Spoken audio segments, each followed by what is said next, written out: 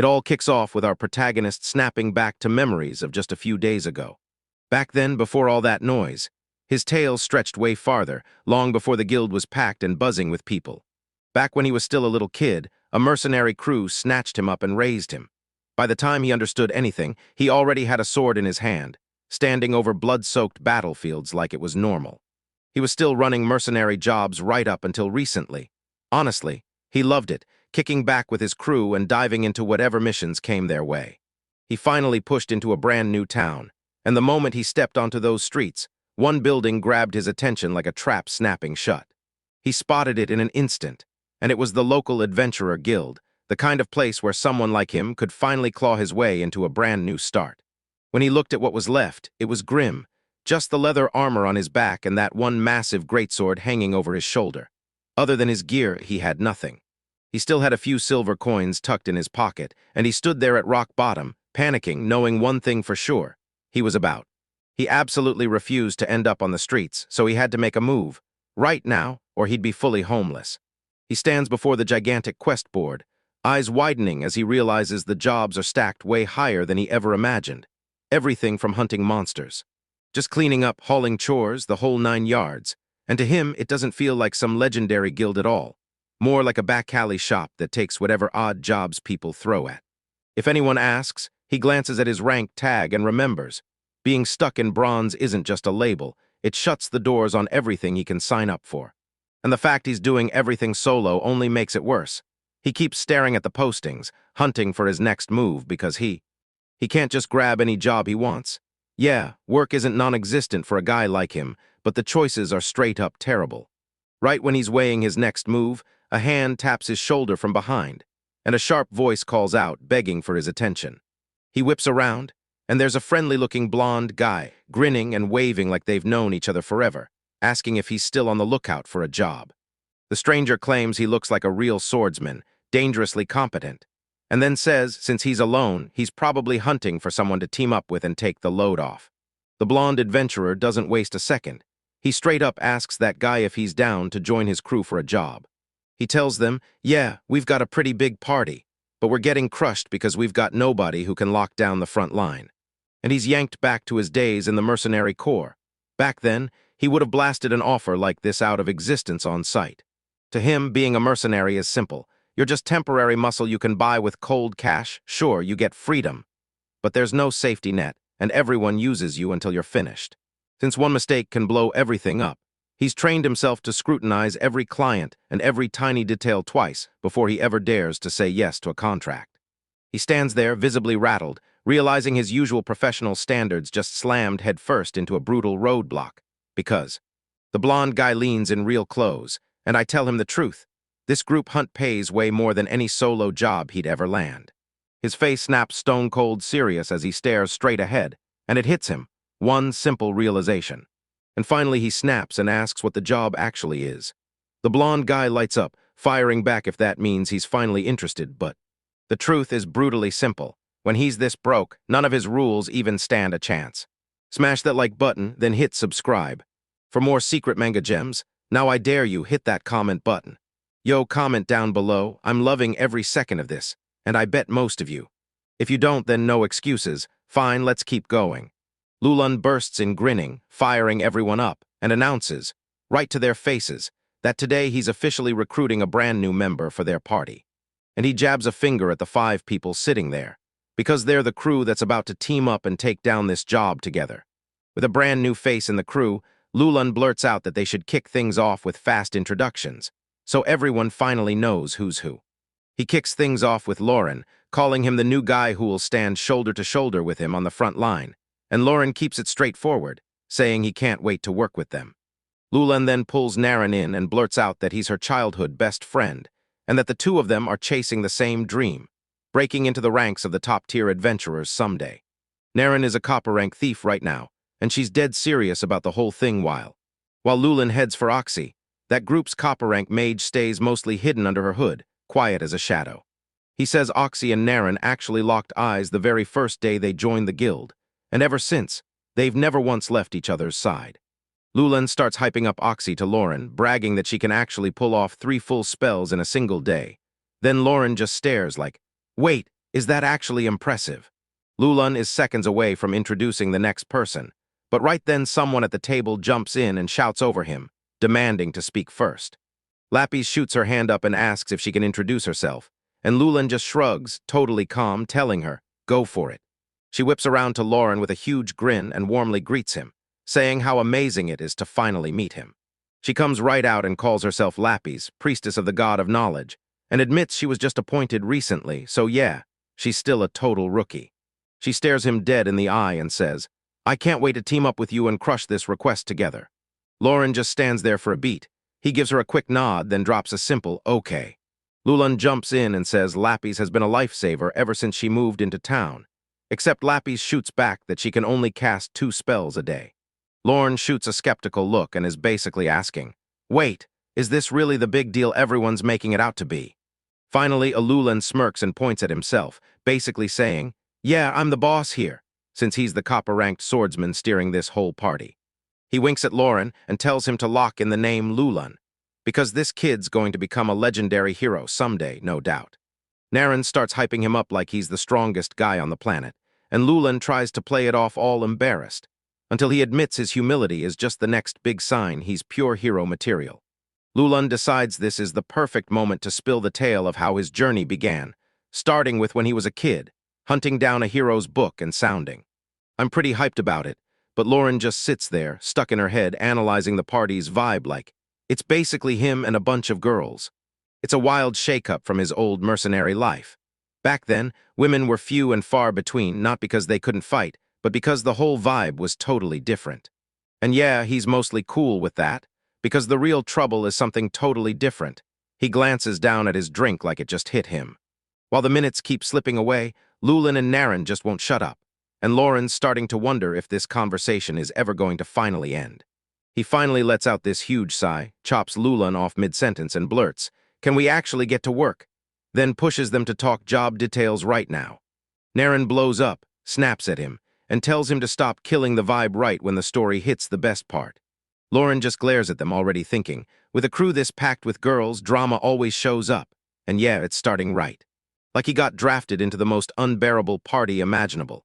Every second is annoying, and yeah, he's already starting to regret every single choice, but either way. He knows they've got to move, because just sitting here and talking won't earn them a single dime. Lauren leans back, drops the mask, and cuts straight to the truth. Sure, you might look okay, but I'm hanging by a thread, starving to death, and I'm not fine. They dragged him out here for a job, so he shuts down the small talk and gets straight to work. Then he asks, flat out, if they've got an issue with that.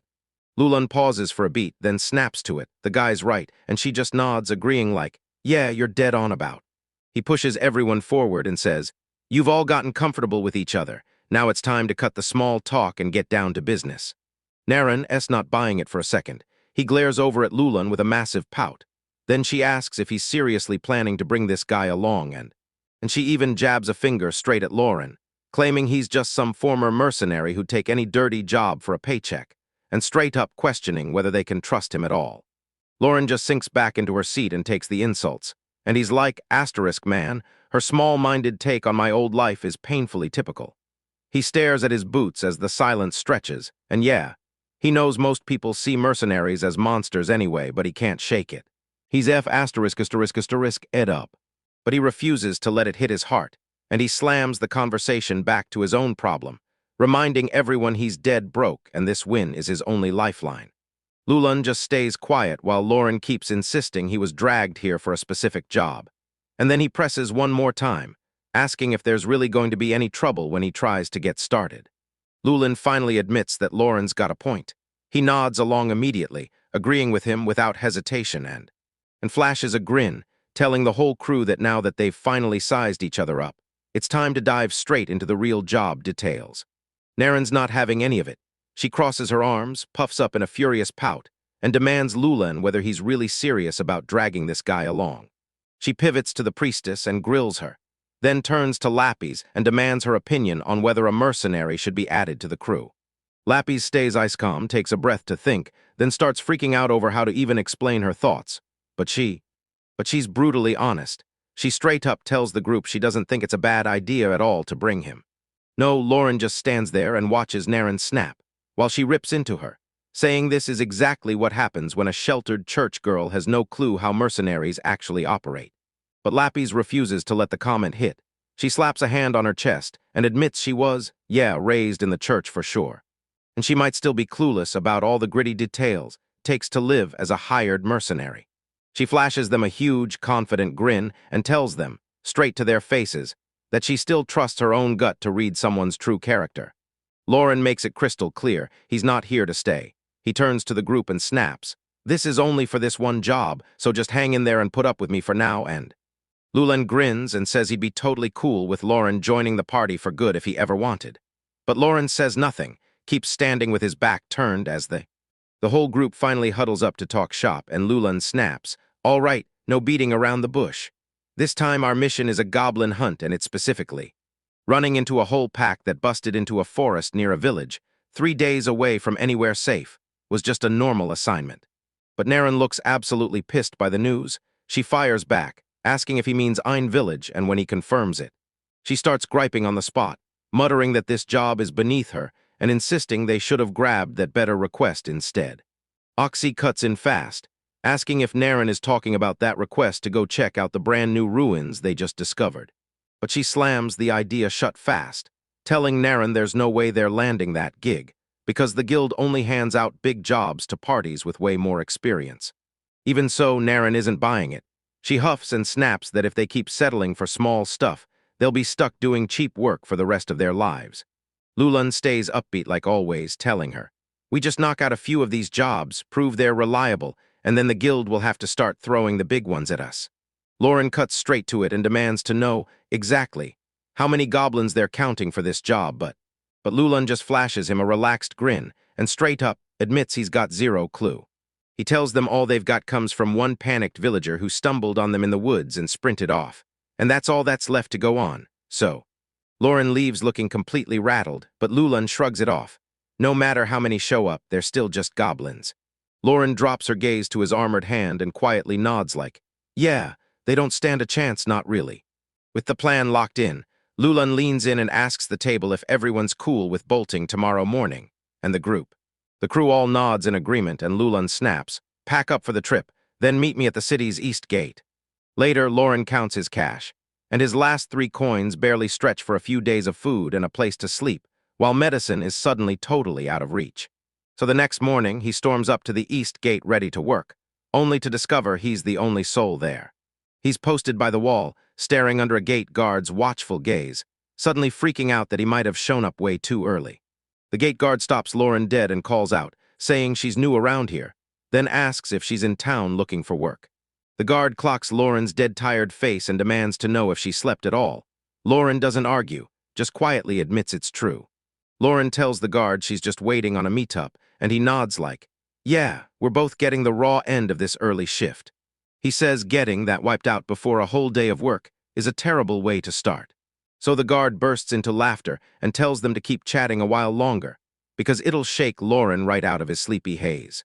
He shrugs and admits he's just trying to burn time too, because his shift is painfully dull, and then he shoots a question, asking if it's Lauren's first time in Kaffa, and that's when Lauren realizes he never even knew the city's name. "I'm the guard and I'm totally stunned. Lauren just wanders in with zero clue where he even is, and when I ask, he shrugs and says, 'A lot happened.' The guard tells him might as well learn it now, then boasts that sure it's not a royal capital, but it's still a damn solid town, where the food hits like magic and the people don't turn on you, because this is the place he can truly call home." The guard presses Lauren for where he slept, and Lauren shoots back that he just crashed around the corner to the right. The guard clocks the area like a pro and points out a killer shop nearby, even though this place looks like trash, then implies Lauren must have stuffed it away after work. When the guard brings up home, Lauren snaps into thought, and suddenly he realizes he's never really had one, not even once, because ever since he was in the mercenary corps, all he did was get thrown from one war zone to the next, never stopping, never touching down, just like a bird that won't land. He can't even fathom what it feels like to stay put for good, but still. Standing beside the guard, he realizes maybe having a hometown after all isn't such a bad deal. The guard snaps his head up the moment someone comes into view, then blurts out whether Lauren's partner is finally here. He's so what? Lauren glances over and instantly clears it up. He's not some big deal, just a coworker pulled in for this one job. Lulan waves as he strides in, and Lauren's jaw drops seeing the guy actually beat everyone there. The guard slinks in close and drops unsolicited advice on Lauren, telling him to dump that group the second he gets the chance. The guard keeps pushing forward, barking to Lauren that any party led by a pretty boy heartthrob and stuffed with girls is pure trouble, basically spelling it out to him, and tells him to watch his back. Lauren just stares at him, thinking that he sounds more bitter than helpful, like he's venting, not actually giving real advice. Still, the guard yells for him to give it his all. So Lauren turns and walks off, fully agreeing he has to crush this last job and then vanish from these people for good. Lulan finally catches up with the crew and blurts out, "Did I keep you all waiting too long?" And that's when he sees everyone's ready, he turns to the group and pushes them forward, because it's a 3-day hike just to reach Ein Village. Lauren's jaw drops, he blurts, "Wait, we're not taking a carriage." And Lulan snaps, "We burned every last coin on gear so we can't afford the ride, so Lawrence lets out a heavy sigh and pushes the idea. "Let's at least hunt down a cheap shared ride we can jump on." Lapis nods right away. "Yeah, that's the plan." Just then someone blurts out, "You doing okay?" Lauren snaps her head over and spots a gloved hand offering a tiny pile of change. It's Lapis and she's grinning like she owns the world. She tells everyone, "I've got 10 copper coins you can all use," and then he says that should easily cover the carriage fare for a full trip to the village and back. No hitches, no problems. Lauren just freezes, staring at the coins Lapis shoves into her hands, totally blindsided by the offer, because he's not really sure. Lapis tells him, "Don't be shy," and then she shrugs. She's just lending him the cash because doing him this solid right now is the kind of favor she can't resist. She's grinning wide, already thinking that down the line, whenever she's in trouble, she can count on him to step in and help. Right as she winks at him, telling him to treat it like a solid forward investment, Lauren doesn't even get the chance to speak. Lulan shouts from across the way. He's got them a ride, and he's frantically waving everyone over because and somehow he snagged a spot on a carriage that'll roll them all the way to Ein Village for just 5 copper coins. Lapis shot Lauren a grin like, "That's just how it is, quit spiraling," and I'm like, "I'm so." So Lauren finally breaks, and when he says he'll take the money, she lights up and tells him to go for it. Meanwhile, he just stares there, completely wiped out.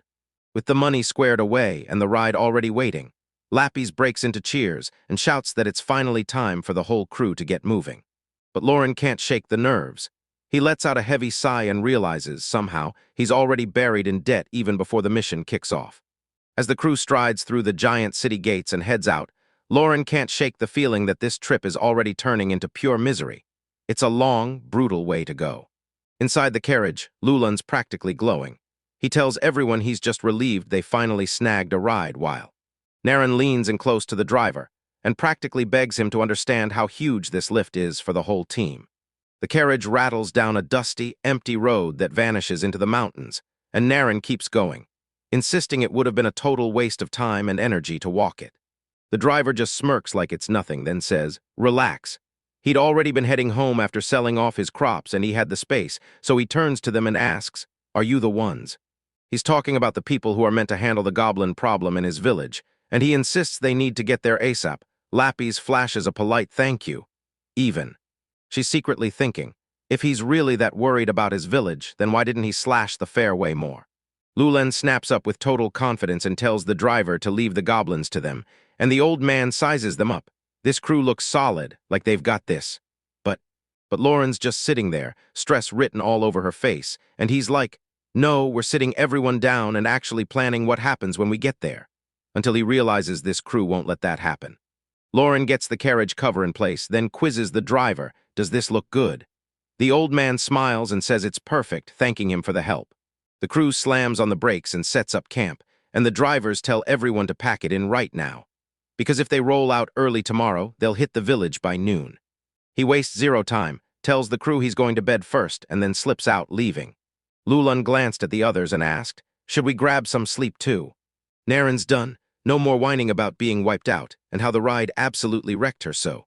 So Lulan steps up and tells Lauren, "It's us too, we're the ones taking over the night watch." Lauren shoots a surprised look and asks, "So that means we'll be posted together as a team?" But Lulan shrugs it off like it's nothing. Sleep deprivation is just brutal, so he and Lauren decide to trade off and take turns. Lauren can't even believe his ears. He blurts out, "You're serious? You're only putting one person on watch at a time. He points out that it's basically common sense to always have at least two people keeping watch or scouting, especially since, even if soldiers and adventurers manage to keep the roads clear, they still pitch their camps right in the open field, out in the open, where anyone can spot them. Lauren keeps pressing the issue, demanding why they aren't rotating the watch together, but Naren finally snaps back, firing off. Does Yvette got a problem with how they do things? She tells him the leader already made the call, so stop talking and just fall in line with the rest and obey orders. Lulan shrugs off the whole argument and just fires off one question to Lorne, who's taking the first shift. Lulan tells Lauren he's going to sleep and hands the start of the night to him, so Lauren just nods along and promises he'll wake him up when it's time to switch. Lauren sits alone by the campfire, stares into the flames and lets out a long, heavy sigh, then finally settles in for his shift. But after a while, he hears a strange noise leak out of the tent and freezes on the spot, hanging on every sound. A cold sweat bursts out of him as it clicks. Back at the camp, the truth is unfolding right now. And just when you think it can't get worse, high-pitched gasps and moans start spilling out of the tent, loud enough for everyone to hear. Lauren's freaking out because they're right out in the open, and because he can clearly hear two different girls' voices, which makes him. He slumped forward, shoved his face into his hands, and muttered that the guys at this party had zero self-control. Lauren huddles by the fire, watching the minutes drag on, and realizes the guy who was supposed to swap with him isn't coming. So he finally decides to stop hoping and give up on sleep. He knows tonight won't bring real sleep, and staring at the empty space beside him, he starts pining for his old mercenary crew. He remembers those nights when they all huddled around the fire, laughing, chatting, and devouring food, right after a brutal day of work. They used to swear to each other, "We'll make it through the next fight no matter what." There was always this spark of hope that they'd cross paths again someday, out in the world waiting just down the road. But when he looks back at that blood-soaked chaos, he realizes the odds of any of it working out were basically zero. Still, he can't help it. He ends up longing for it anyway, just so he can catch a glimpse of those faces one more time. A voice blurts, "What's wrong?" And he doesn't even blink, his hand shoots straight to his sword hilt. He spins around, ready to smash, only to freeze when he sees Lapis standing there, staring at him in total shock like she scared him. She blurts an instant apology, insisting she didn't mean to spook him while he was buried in thought. Lapis starts with a nervous grin, telling Lauren the truth, the noise from the tent right next to hers. She was so wrecked she couldn't land a single wink of sleep, and Lauren just nods like, "Yeah, I totally get why that would be a disaster." The two of them sink into silence beside the crackling fire, just for a moment. Lapis tucks her hair back and declares she'll stay outside until her body finally gives out, or until the neighbors wrap things up. She glances at him and asks, "You good with me hanging out by the fire with you for a bit?" Lauren asks if adventurers are always this wild, and then he shrugs, because in this job, you truly never know if you'll be alive tomorrow. Lapis stares him down and blurts that she'd love to tell him that's not how it works, but she admits straight up that this kind of mess is just part of the job. She locks eyes on the fire, says she's happy everyone's pumped, but you can tell she's begging them to think about the time and place before they jump in. She points out that since most gods basically command people to go out and multiply, some folks convince themselves they're doing something sacred, while they end up making things. Lauren stares at her and basically blurts out, "Okay, that's way more unexpected than I thought." He expected priests to be stone-cold serious, but staring at Lapis and recalling the pure chaos of healing hit him. Yeah, his whole priest image was probably way off. Staring up at the stars, he leaned over and shot her a question. How many gods are there, and which one is she really representing? Lapis tells him, "I serve the god of knowledge," then shuts him down fast. "You don't count gods like people, you count them like pillars." Lauren warns her to watch every word, because some priests out there take offense at the way people talk about their gods. He blurts out an apology, then admits the truth. Growing up as a mercenary meant he's basically not the most educated guy in the room. Lapis stays quiet for a second, then blurts out, "With a past like that, why on earth did you choose to become an adventurer?" Lauren goes silent for a beat, then flat out tells him the mercenary crew he used to run with has basically vanished. Lapis blurts out that she's sorry, but Lauren just shrugs it off like, "Yeah, stuff like this happens all the time in our world." He clenches his fist and snaps, "You win some, you lose some," because this time his old crew just got caught on the wrong side of a vicious fight. Lauren says he could have just slid into another squad and kept playing the mercenary, but the real problem was, he couldn't even afford to escape the town he fled to, so he threw everything he had into the one weapon left, his own strength. Lapis takes everything in, lights up like, "Oh, I get it now." Then she double-checks his name as Lauren and adds, "Yeah, you look like someone who can handle yourself." She stares down at the colossal weapon beside her, then asks, "So that great sword's blade is really wide, like as wide as my waist?" Lauren crouches behind a gigantic slab of iron, an absolute monster of a weapon that towers over almost everything else. Lapis blurts that she's honestly shocked he can even lift it, but Lauren fires back that even with a two-handed sword, you can't always assume you'll have both hands free in the middle of a fight. You. Then he drops the bombshell. He's trained himself to whip that blade around one-handed, no matter if it's his left or his right. Lauren locks eyes with her and flat-out asks, "Do you really want to see how wide that blade is compared to your waist?" Lapis never backs off. She just smirks, nods, and declares, "That sounds like a plan." Lauren stands there with the hilt in hand, eyeing him like, "Are we really doing this?" Lapis stands beside that giant blade, craning her head to see how it measures up, then grins and asks, "So, what do you think?" Right after she points out with zero shame that she's definitely thinner than the sword. Lauren just stares at her with that same dead serious face, and then he finally caves, admitting she's definitely thin. Lapis begins to say something, but Lauren snaps in and shuts her down. Then he declares it without question. His weapon is way thicker than she could ever be. Lapis keeps nodding like, "Yeah, obviously," until Lauren drops the bomb that her ass is actually thicker than the blade. Lauren ends the debate, and when he glances over his shoulder, he realizes the sky is finally starting to glow with morning light. Lapis clocks that he's right, then blurts out, "I was so lost in our conversation that I didn't even notice the sun rising." Lauren sinks back beside the campfire and blurts out that he's sorry for keeping her up all night. He figured a priestess wouldn't exactly chill to some dusty old mercenary stories. But Lapis shuts that down, insisting it's totally not true. She really was interested the whole time, and Lauren just smiles like, "Good to hear." Morning cold creeps in, and Lauren tells the group, "Time to get moving." Lapis nods right away, and inside their tent the rest of the party starts to stir. Lulan drags himself out, looks completely wrecked, and blurts, "Why is it morning already?" Then he scrambles for answers. What happened to our shift rotation? Lulan finally snaps awake and demands to know why Lauren never called him in for his shift. But Lauren just shrugs it off and tells him to drop it since it's already over. The old driver finally sees everyone inching into motion and barks, "Eat up, fast, so we can roll out," then tells them the village isn't far anymore. Lauren glares at the dead campfire, then realizes his pockets are bone dry. So he clenches his jaw and vows that once this job ends, he'll hunt down a brand new way to finally make real money. The wagon finally screeches to a stop at their destination, and the driver yells, "We're here. Welcome to Ein Village." Lapis glances at the towering tree line nearby and realizes the woods are way thicker than they should be. This forest feels insanely deep, and she can't stop thinking it. And Lauren nods along, convinced that's the exact trail the goblins have been following lately. Lauren thinks they should track down where the monsters were last seen before they start hunting. But right then, Lulan is already getting way too excited and latching onto the. He yells at the whole party to drop everything and rush straight into the woods. Right this second. Lauren shoots between him and the kid, slaps a hand over his face, and yells for him to wait, because they've got other business to handle first. He points out that since the village already filed the request, they've got to go talk to the people there first, before anyone even starts hunting. Lauren cuts them off and snaps, "Hold up, first we go say hi to the village chief." Then he shrugs like it's obvious. It's totally normal to get all the facts first. He drills them on the job before they bolt. Because knowing where the enemy is and how many you're really up against is what makes the whole plan click.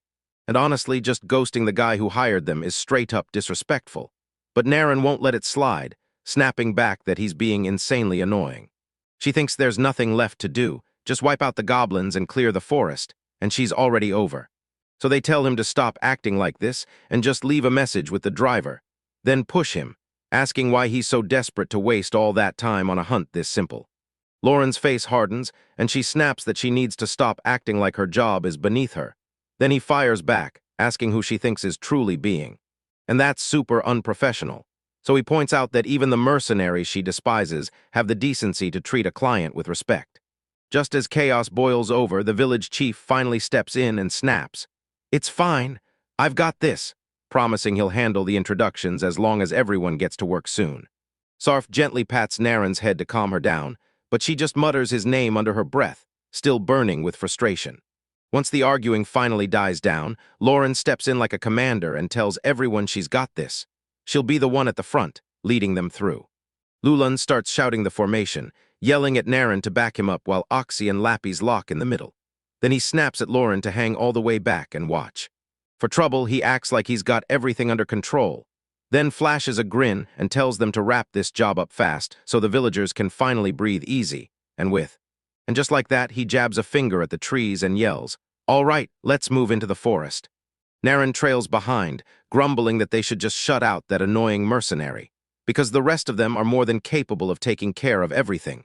Yet, Oxy whips her head back and tells her straight up that Lauren's the one who will have to stand as their shield the moment the fighting erupts, because they don't actually get to choose.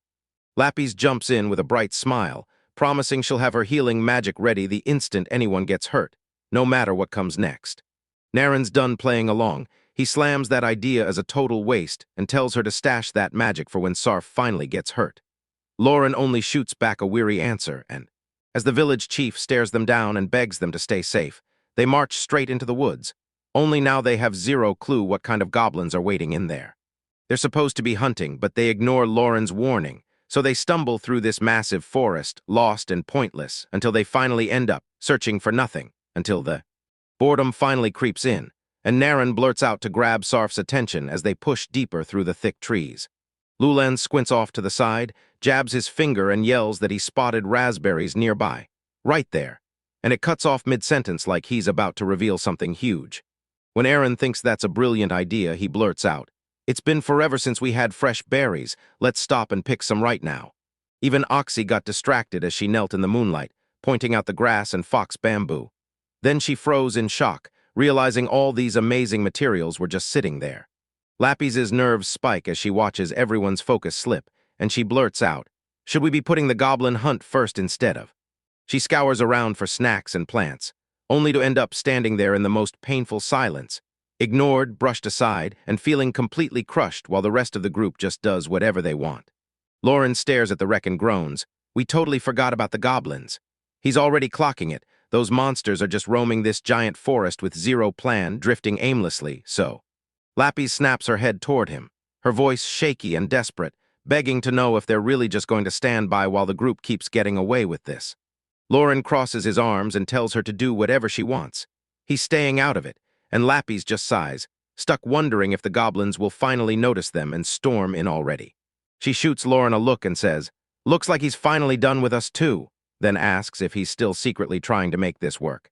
Lauren drops her gaze and admits his drive has just taken a brutal plunge, because seeing this job turn into a full-blown circus says it all. Lapis locks eyes with Lauren and tells him, "Honestly, you've been shockingly calm through all of this, and that's seriously impressive." But then she snaps right back that when he calls you like that, it honestly doesn't feel good to her at all.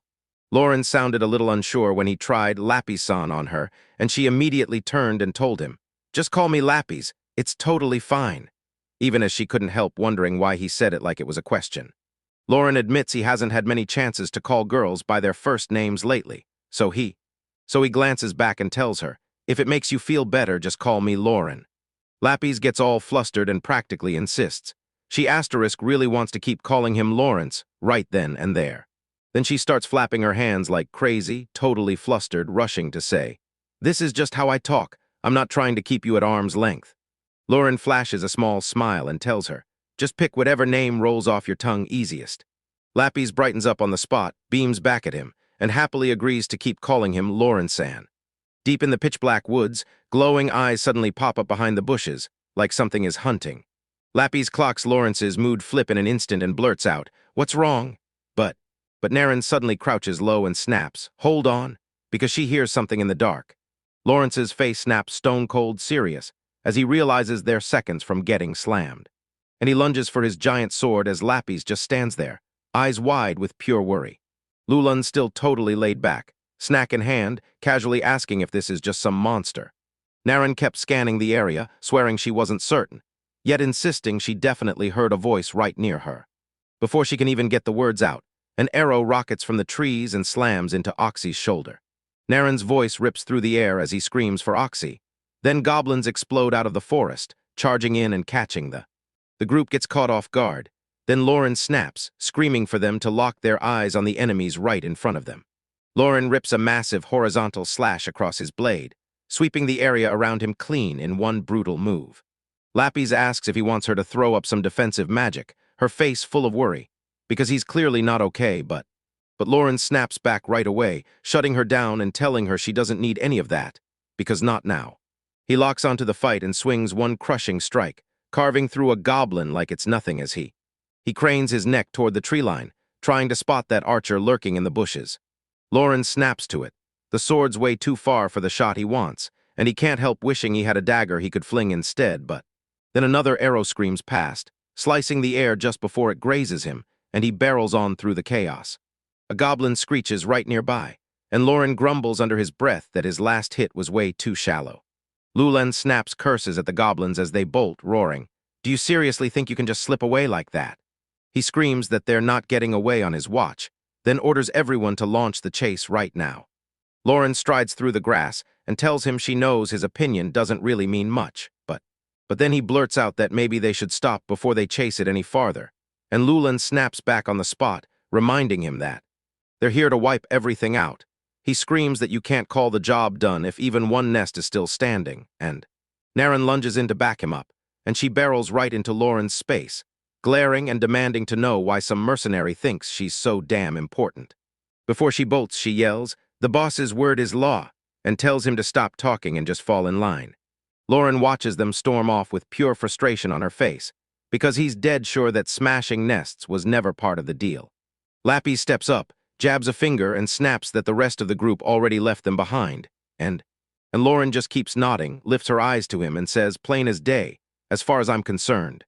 "Stay right here, trust me," she says, and you can feel the urgency hit, because those other guys already snagged a mage, so she's got to stay and hold the line. Lauren's got her right there for protection, and Lauren just stares her down like, "So, that's the tale you're sticking with." Lapis flashes him a tiny smile and says, "If you want to call it that, then we'll just leave it there." Lauren spots a slick trail of dark liquid on the ground and blurts out that it's goblin blood, and he just grins like, "Yeah, this is an easy one to track." As they stroll along, Lauren leans toward Lapis and demands a quick reality check. Just how good is this party, really?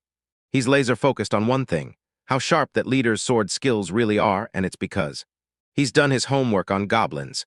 Those little nightmares are the target, because they'll breed with anything and then rocket grow into full-blown problems. They're basically regular guy fodder on their own, weak enough to get knocked down, and definitely not what you'd call brilliant. Lauren knows the real threat is simple. Their biggest weapon is sheer numbers, and if you don't erase them all in one brutal sweep, then only your strategy decides who wins. But just look at how these guys have been acting lately. Something feels totally off. And the way they take forever to get it, he's starting to believe they've got no real plan, just confusion.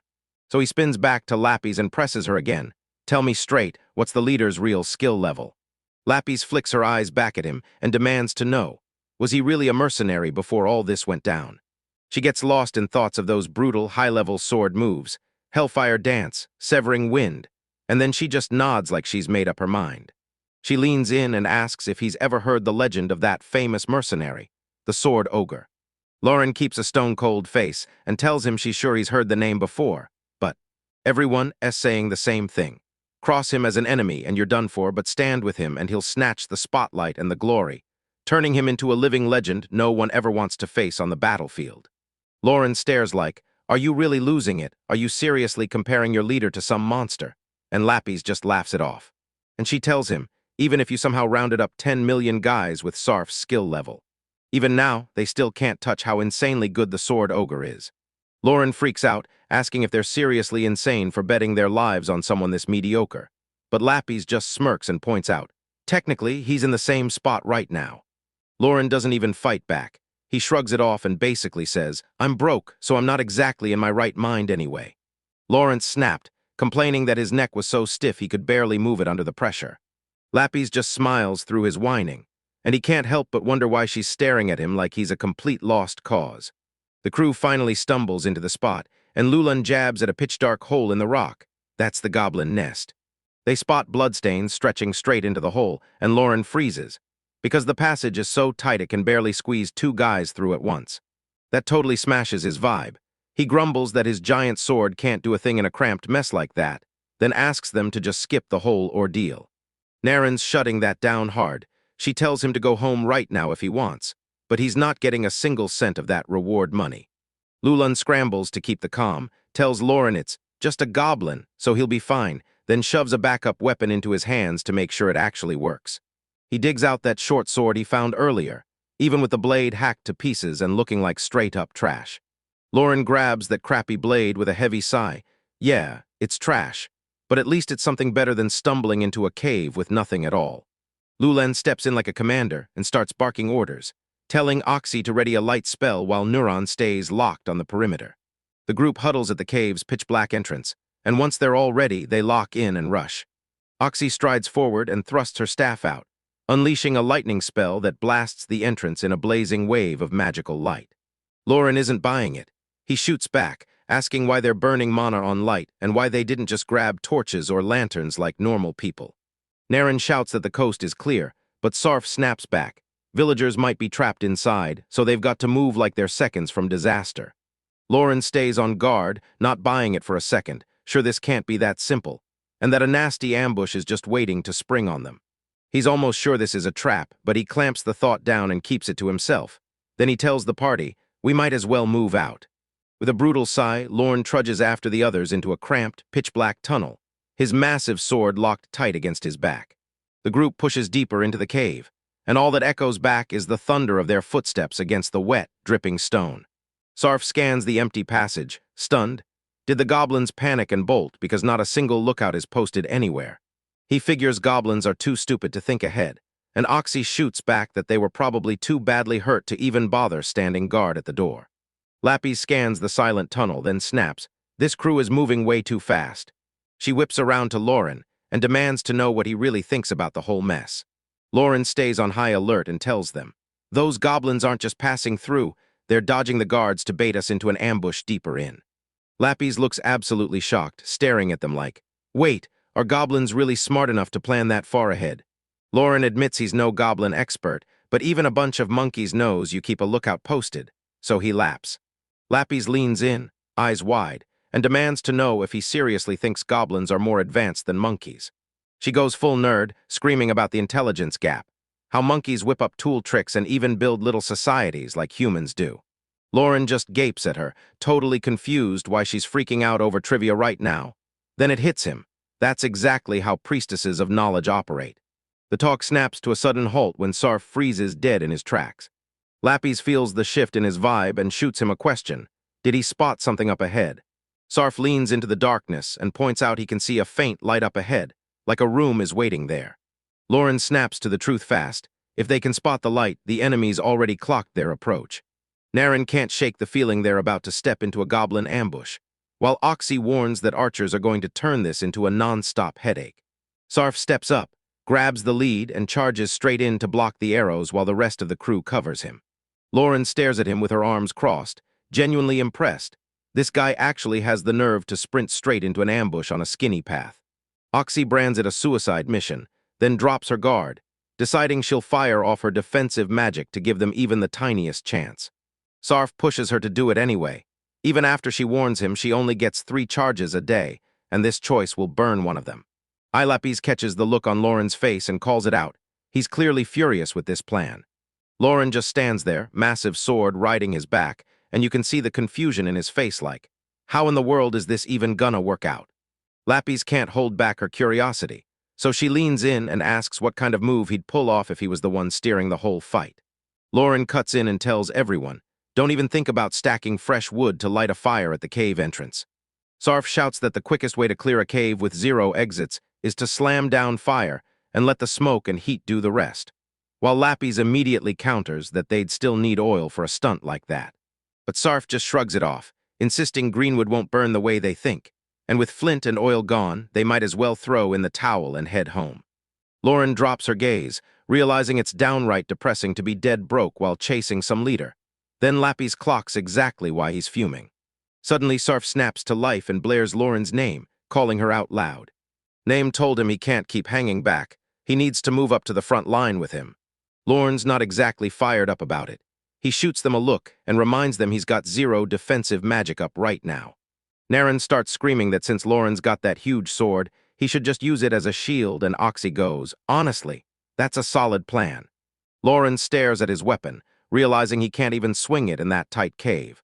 And if he tries to use it as a shield, it'll turn into a heavy, clumsy disaster.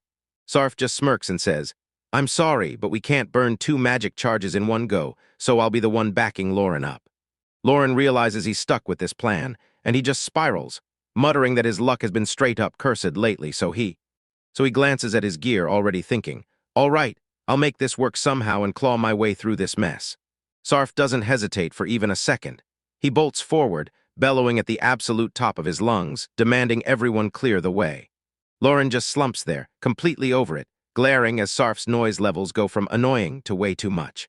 Those goblins up ahead are already on full alert, and Lauren realizes yelling like a maniac just screamed their exact location. So it all spirals into what comes next.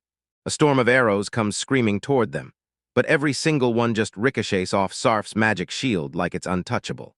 Lauren leans in, eyes locked on Sarf. He isn't even trying to block the arrows, and somehow they still can't get past him.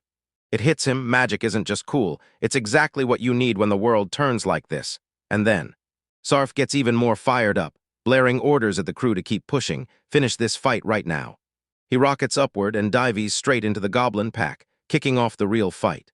The ground crumbles under Sarf's weight, and a sharp, pained groan rips out of him as he faceplints into the dirt and just lies there, stunned and totally lost, like his brain can't process what he saw. While Naren watches it all unfold and loses his mind, screaming for him to get back up. Lauren spots the rest of the group about to barrel in, and she lunges to stop them, but he had to move lightning fast, snatching Lapis by the back of her clothes and yelling for her to wait as she squealed. He yanks her off the ground at the last second, stopping her from taking another step, and she blurts out this terrifying, choking sound. Down at the pit, Naren drops to his knees and screams at Sarf to wake up, while Sarf barely manages to move at all. Lapis spots the floor littered with hidden traps, and Lauren snaps at everyone to stay razor alert. Keep your eyes down, watch your step, because just ahead of them, a whole pack of goblins came spilling out of the cave, like the cave itself had burst open, leaving no doubt. Lauren can tell this isn't some random accident. Someone sharp is pulling the strings, and they're all about to pay for it. Sarf flips through a dusty old journal in the library and nearly loses his mind. His eyes go wide as he says those records are unreal, and he can't believe people this awesome actually exist in the world. He's squatting on the floor, drowned in books, and he's loudly praising the person he's reading about as a total hero. He stares at the illustrations, eyes blazing, and says he wants to be just like them, because he's chasing a life packed with adventures and he's determined to make a huge name for himself. So he strikes a pose and roars about becoming a legendary adventurer. Everyone calls him a hero. And Naren's right there, yelling and cheering, but now we're back in the present.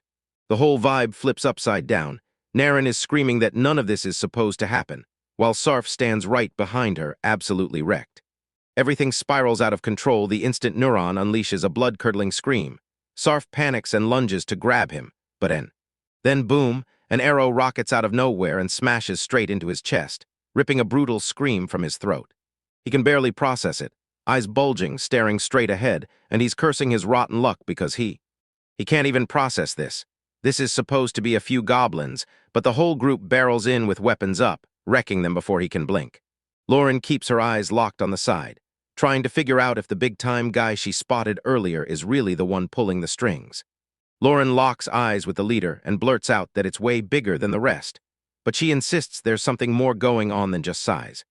Lapis tells him that some of these things are born different, and others only end up changing once they're already on the move. She swears that once a goblin finally racks up enough experience, it can morph into some freaky, off-the-charts monster, with a danger level that blows everything else out of the water. She studies its gear and that staff, and bam, she's sure this is a goblin magician. It can throw magic and it's got a real brain, one of the deadliest high-tier threats out there. Lauren insists this is a fight they can't survive without a plan and urges them to bail, but Lapis won't let go. She's terrified for Sarf and the others. The guys are already done, slumped on the ground with arrows all around them, while Lulan exhales a heavy sigh like, "What a total mess." Lauren hears something shifting in the dark, and the truth hits her fast. This is way bigger than they thought.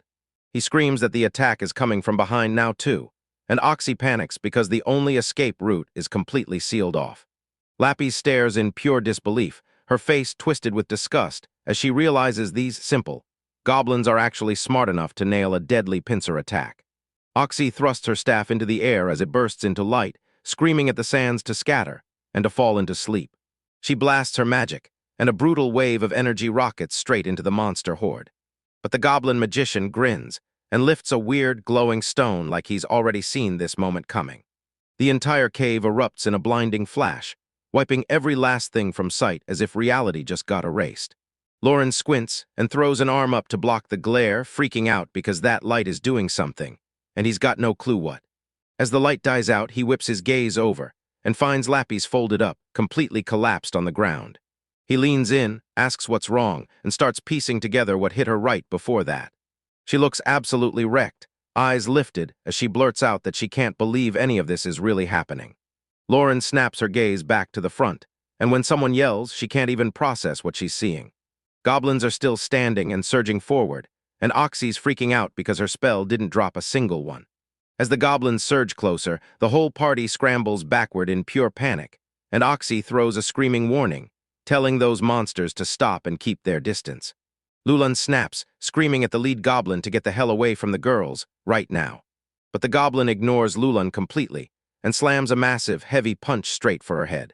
Lulan stands frozen as blood drips down, and the moment he realizes his dream of becoming someone great is crumbling, everything just breaks.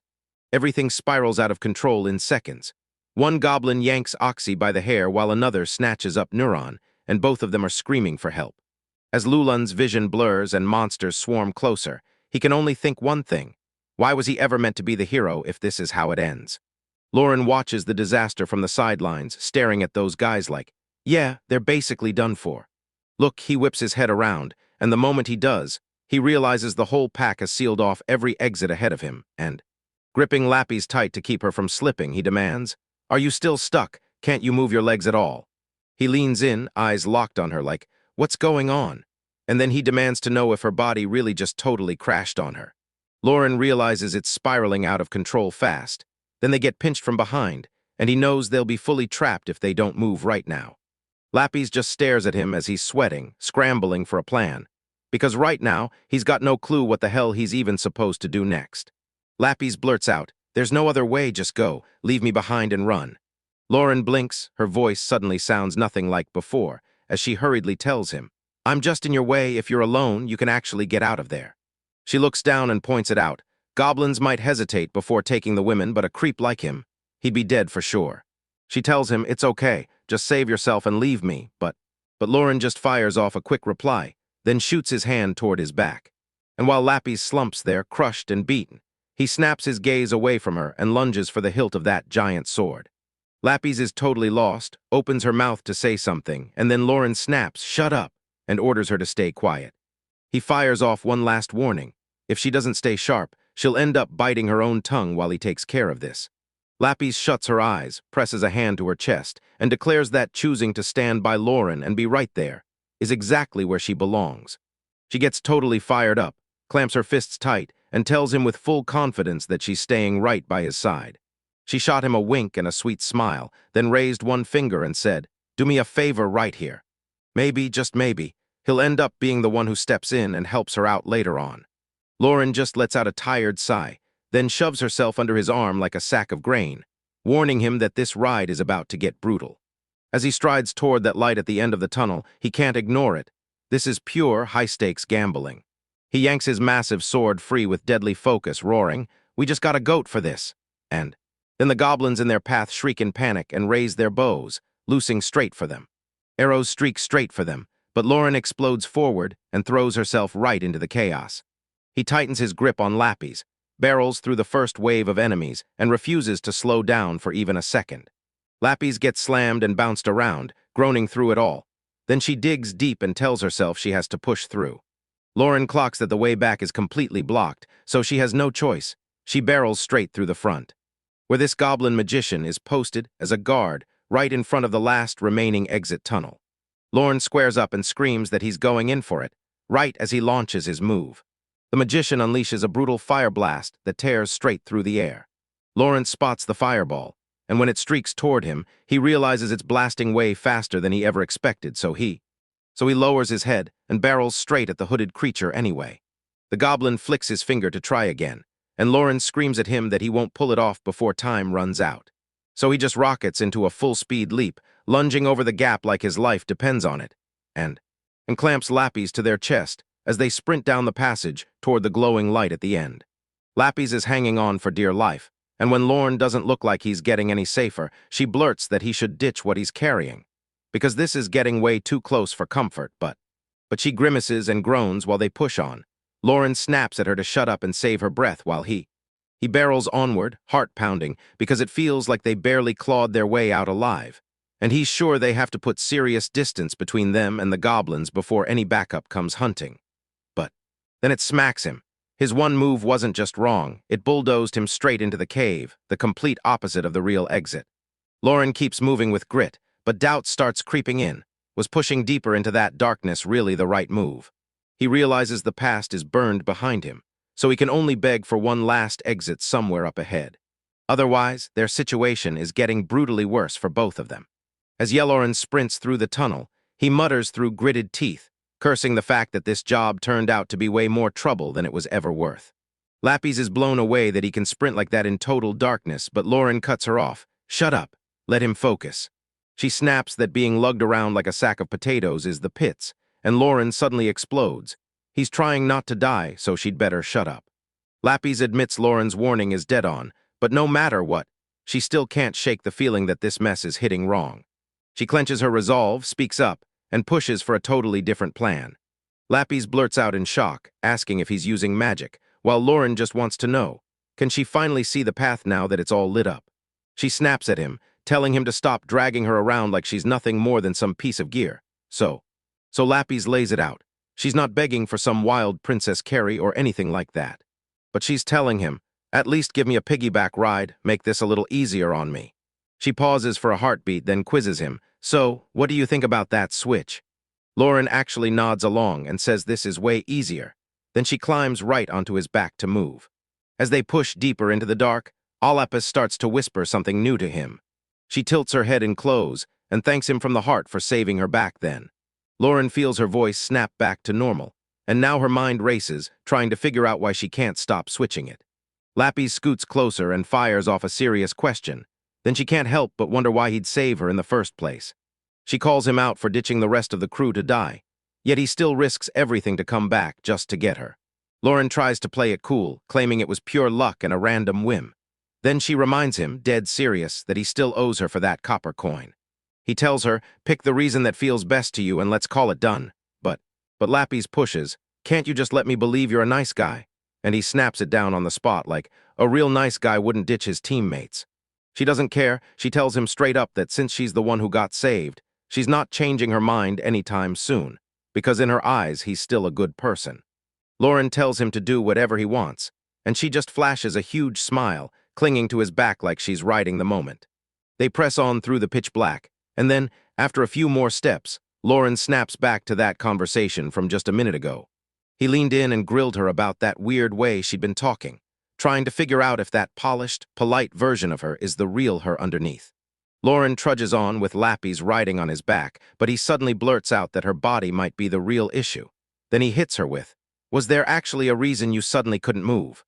Lapis darts her gaze away, a sharp stress in her eyes, and tells him it's probably something she really shouldn't be talking about. Lauren tells him she won't let him pry it out of her, but he says it'd be way easier if she just came out and told him, so he could finally read the situation and figure out exactly what they're up against. Lapis goes silent for a beat, then finally nods and agrees. She tells him, you've already seen so much of me, so screw it, I'll just lay out the whole story. She kicks things off by firing a question at him, straight up wondering how much he asterisk really knows about the race called the Demonkind. The question slams into Lauren out of nowhere. He blurts the race name again and again, trying to figure out why she even brought it up. Turns out this world is packed with tons of different races, way more than humans and demihumans, and the demon kind is just one of the many groups out there. Everyone else thinks they've got the worst reputation around, no doubt about it. Demon folk are legendary for insane physical strength and effortless magic, but they don't give a damn about anyone else, so they'll burn any bridge to get what they want, not caring who gets caught in the blast. So yeah, everybody labels them as the bad guys. Even with that reputation, tons of humans still act exactly the same way. Because at the end of the day, it all comes down to the person.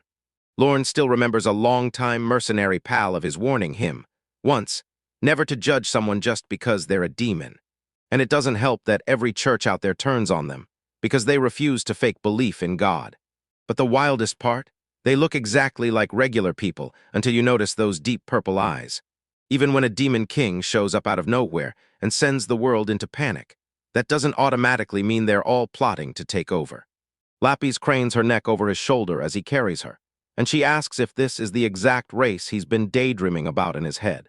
Lauren stares straight ahead, face set in stone, and demands the real catch. Then, Lapis flashes a grin and drops the truth. She's one of them, sending Lauren into total shock as he demands, "You're joking, right?" Lauren blurts out that she's a priest, and her eyes aren't even purple so Lapis blurts that she doesn't care a bit about gods of love or peace.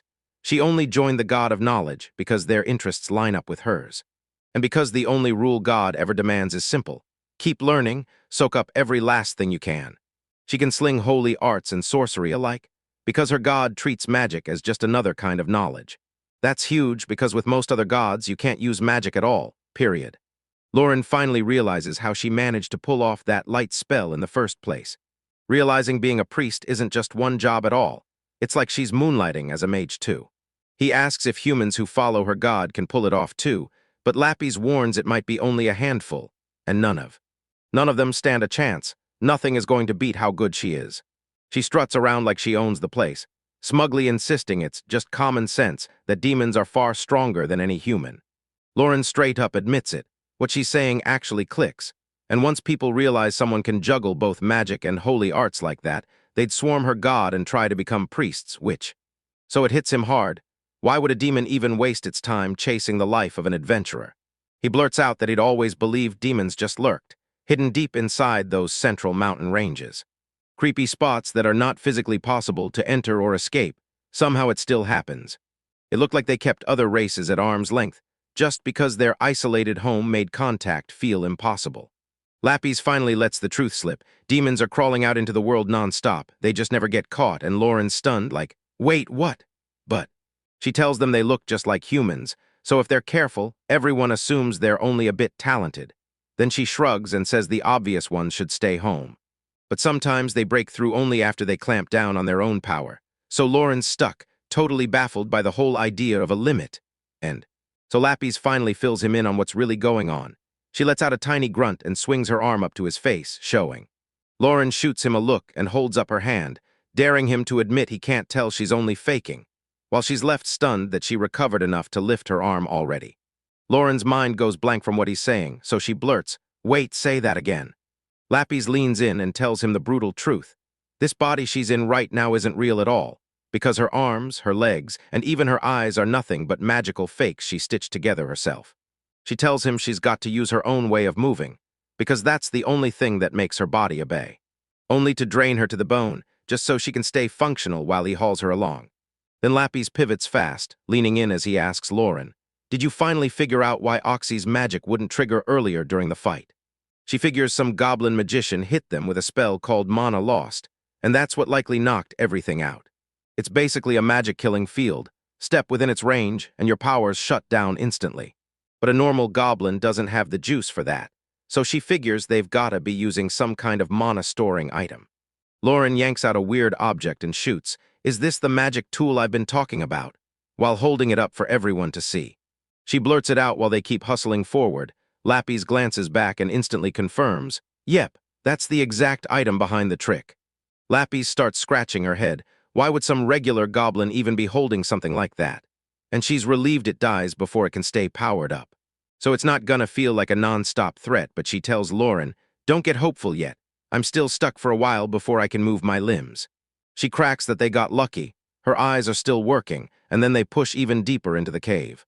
Lauren presses him, asking if that's why she begged him to toss it earlier, while Lapis shrugs and tells him it's totally okay as long as it stays off. Lauren blurts, "Why are you talking so different all of a sudden?" And she insists, straight-faced, it has nothing to do with being a demon. Lapis tells you, "This is just how I normally talk. Yeah, this is my real voice." But the second her magic fizzled, and it turned into life-or-death chaos, her mind instantly snapped into full combat mode. Lauren says he switches gears mid-fight, but swapping your whole personality and voice feels way too extreme. Even though he tells her he basically gets what's going on now. Lauren keeps marching through the dark, her thoughts spiraling as she tries to process how absolutely insane today has been. Lapis admits that, yeah, walking away and leaving her there was the smartest move. She just couldn't bring herself to do it. But she's honestly grateful Lauren blew past all that logic, carried her all the way, and made a point to thank him face to face. She snaps back that sure, demons like her get a terrifying reputation, but they don't just disappear on you, they remember every favor. Which Lauren swats away with a casual comment, like it's no big deal at all. He tells her, don't worry, just make it up to me later with something.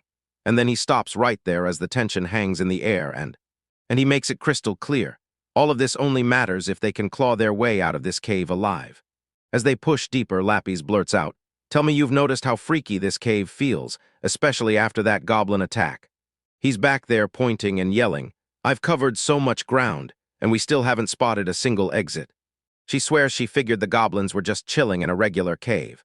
But the moment she looks around, she knows something's wrong, and Lauren immediately agrees because this place screams not normal. They realize they'd already slipped past a few spots that look straight up like real rooms the goblins were using. Lauren keeps hustling forward with Lapis riding on his back, still stuck in his head like, we already left those rooms behind, right? He swore he'd turn back the second this turned into a dead end, but the path never stops, and the cave feels wrong, too perfectly uniform, like someone crafted the whole thing by hand. So he whips his head back to Lapis and asks, should we just throw in the towel and turn around, back the way we came? Lapis jolts him with the truth.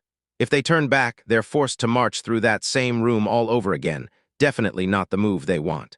Lauren snaps his tongue in pure frustration, because he knows she's dead on right, and keeps pushing forward, praying they'll spot another way out somewhere past the tunnel's far wall. Lapis tells him that if they truly manage an escape like that, Santa's luck is way crazier than she ever imagined. But Lauren warns her not to bank on his luck, and she shoots back that she's not expecting much from herself either. Right when Lapis is ready to fire off his next words, Lauren suddenly catches a strange noise and slams on the brakes mid-sentence. Lapis drops a total bombshell.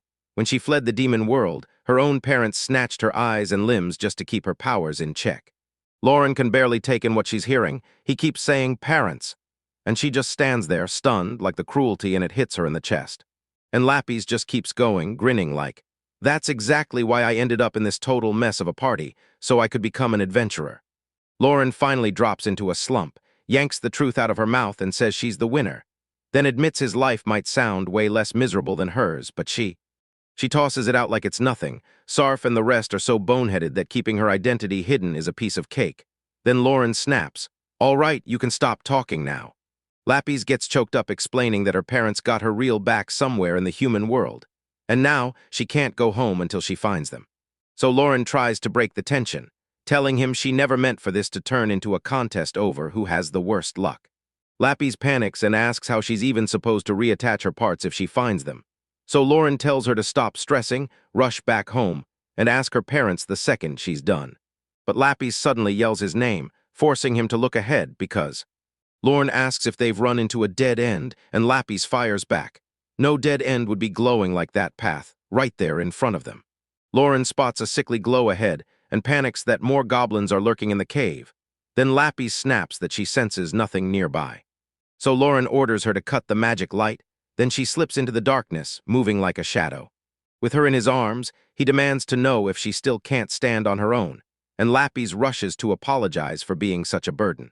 But Lauren shrugs and says it's fine, until he pulls her aside and warns that if danger erupts, she could end up being the one he has to drop mid-fight. Lapis totally understands, because she knows she'd just get in the way of his sword anyway. Lauren stays laser-focused, praying they can wrap this up before he has to go for his blade.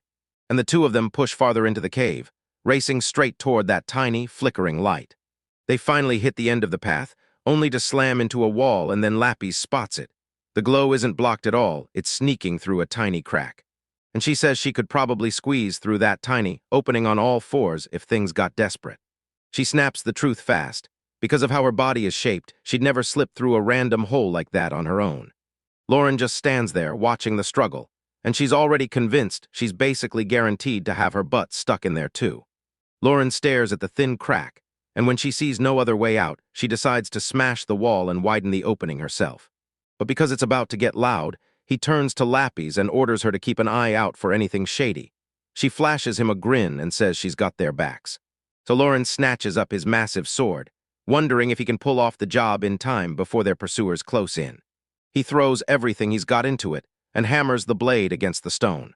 And when the rocks start to crumble, he realizes the wall is soft enough to make this actually work. He hammers at the cave wall again and again, while Lapis stands back and keeps her eyes on his work and Lauren keeps driving forward until he finally shatters through the thickest chunk of stone. He slumps against his sword, sucking in breath, and tells Lapis the hole is finally big enough for them to slip through. Lapis praises him for a job well done, but admits it took forever. Still, Lauren shoots back that they're totally safe because nobody has caught up yet. He grabs her again and asks if he should crawl through first to yank her out of the other side, while Lapis keeps apologizing like she's nothing but trouble. Lauren stares at the hole he carved and realizes there's no turning back. He's already locked in on this path. But the moment he tears through, exhaustion hits like a truck. He collapses hard on the floor, totally wiped out. He forces himself to steady up, then blurts out, "So what's it like on the other side?" As Lapis hunches down and squeezes through the razor-thin gap in the rock. Lauren shoots her hand out, urging her to grab his hand tight. He drags her forward until finally, she gasps for breath on the other side. Lapis bows and thanks him for the help, but Lauren brushes it off with a simple, "It's nothing."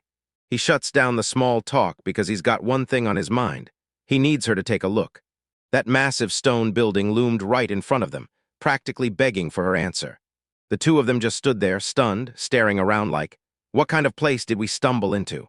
Lapis freezes, staring at that building in pure disbelief. She can't wrap her head around it being real magic building material right in front of her. Lauren's clueless, so he cuts straight through it and demands, "What is that even supposed to be?" Lapis breaks it down. This ancient kingdom craft lets them yank magic right out of the air, so their own light actually burns bright. As she's freaking out over the discovery, Lauren just stands there, stunned by how wild this ancient kingdom sounds. This kingdom was a colossal, ancient powerhouse, running on elite magic and ruling over just about everyone in its orbit. From humans to beastmen, and at their peak, they even built whole cities that hovered up in the clouds like they owned the sky. Then overnight, the entire place just disappeared, leaving every race scrambling like crazy to rebuild the world into what it is today. Lauren thinks a spot like this means a massive payday, but Lapis snaps back. If they get wind, the guild and the researchers will strip it all from him. He grumbles that she's killing the vibe, but she's already turning the whole problem into work, asking if they can scrape some of the wall off so she can use it for her research. Lauren yells that the floor is already littered with shattered bits from his earlier work, so Lapis snatches a flawless chunk and plants it in her grip, ready to move. Lauren keeps sprinting through the pitch-black dark, with Lapis clinging tight to his side.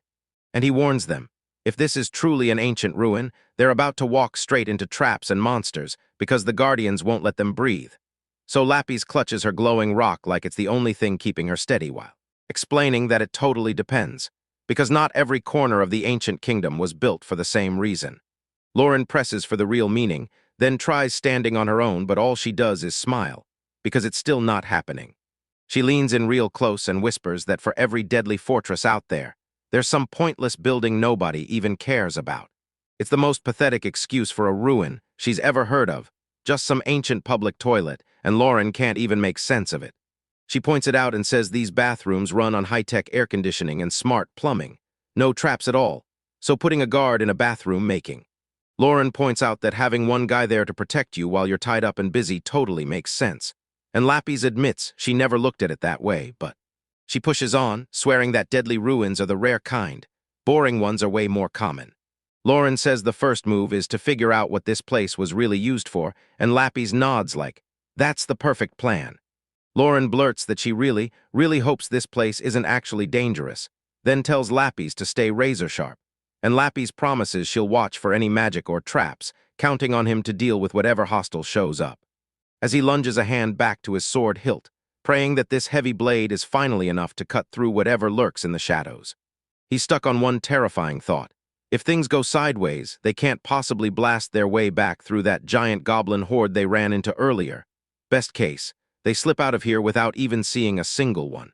Lapis admits she's definitely not the perfect luck type, and Lauren nods like yeah, because he's never been someone who gets things handed to him. And since he doesn't even believe in gods, he can't just pray for a miracle. Suddenly, Lauren snatches his sword, so fast it floors Lapis completely, and she locks up on the spot, stunned by the abrupt shift in his whole energy. She starts to ask what's wrong, but Lauren snaps, cuts her off mid-sentence, and demands, "Be quiet." He dug his eyes into the dark, feeling something slither closer, then muttered that whatever it was, it's coming straight for them. He plants his feet and keeps Lapis latched to his back. Then he snaps into action, drawing his massive sword the instant he spots a target. Lapis tells him she can use some magic to slow them down. She just needs the signal from him when he's ready to make his move. A voice snaps out of the darkness, shocked to find this terrifying-looking guy trudging in, still carrying a girl on his back. Strangers blurt out in pure shock. How on earth is anyone out here in untouched ruins? Or are they just losing their minds and seeing things? But one of them jokes that if this is a hallucination, then they'd totally be seeing something way more awesome than this. One of the older guys in the group sizes them up, and when he senses their body heat, he's like, yeah, real humans, even though they picked the most brutal place to vanish. Then he spots a silver tag dangling from Lauren's gear, and his stomach drops. Turns out they've stumbled straight into the presence of a high-ranking silver adventurer. Chuck, one of the younger guys, bursts into laughter and deadpans. Did we trip into these ruins while we were sprinting for our lives from goblins? He can't stop laughing, and he keeps telling Lauren that he's got the absolute worst luck, ending up in a place like this. But Lauren just stares him down and tells him straight. His entire party got wiped out, and he's the only one left, so somehow he still swears his luck is that bad. Nice, Chuck just keeps smirking with his hands behind his head. But Nim, the elf girl, snaps and grabs his ear like she's done with his nonsense, screaming that his attitude is pure garbage. And as Chuck yells at her to stop before his ear gets torn clean off, she snaps back that if he won't use those ears to listen, then he doesn't need them. First up, Chuck. He's a silver rank thief, and the second you see him, you know something's off, because his mood is absolutely in the dumps, and then. But right beside him stands Nim, a silver-ranked archer, cool as ice, way calmer than her teammate. Then there's Ritz, silver-ranked, blade in hand, but he looks like the kind of guy who's already survived a whole eternity today while.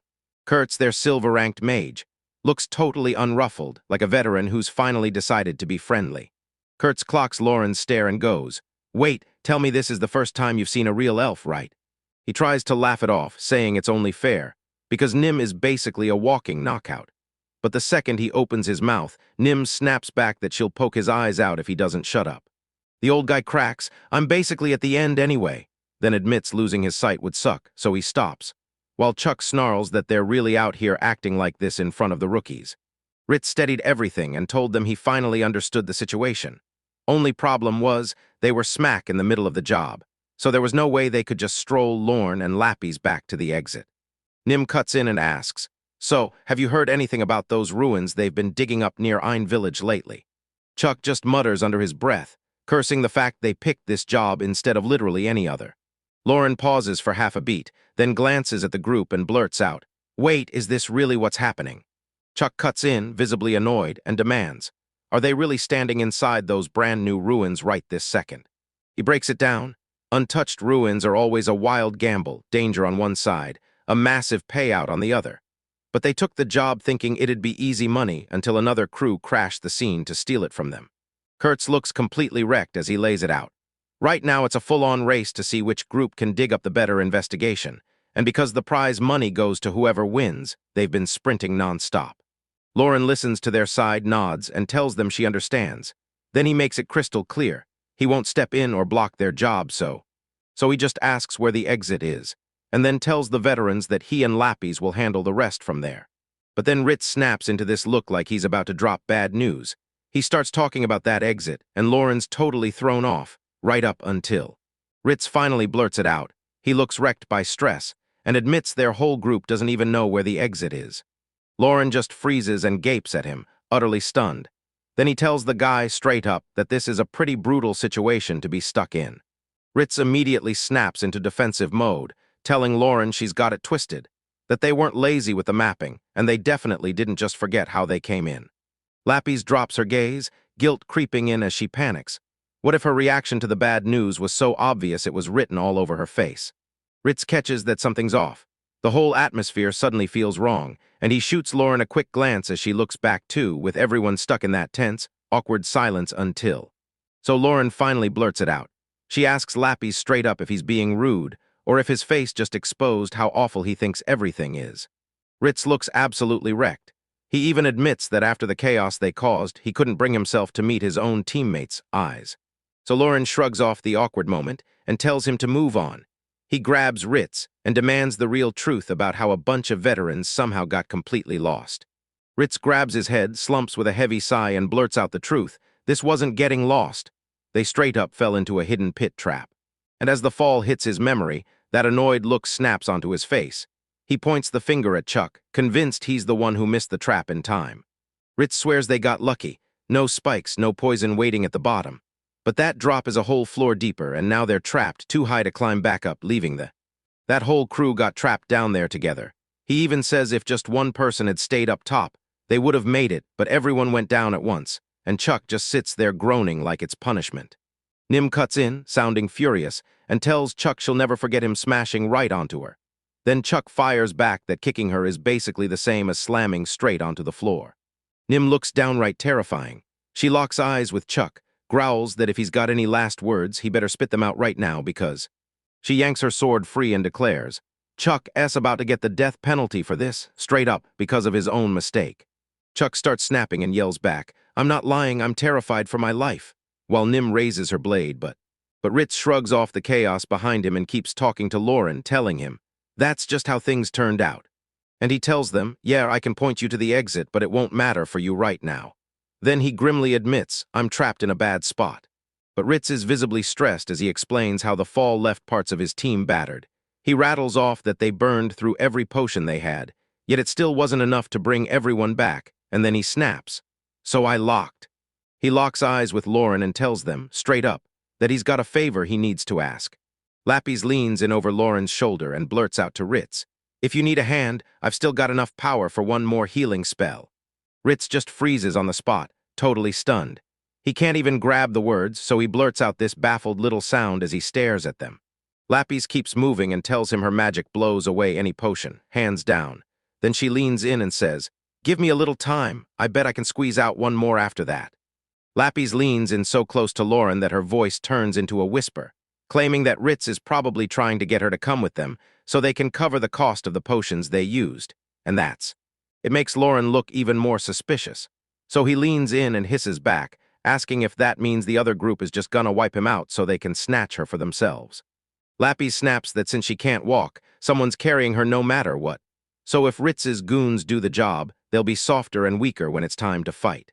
But if Lauren's on it, the party stays at full strength, because he can handle himself just fine. She shrugs and says it wouldn't matter if they bilate later, but Ritz snaps, says he can hear every word, and demands to know if they really think he's that big of a scumbag.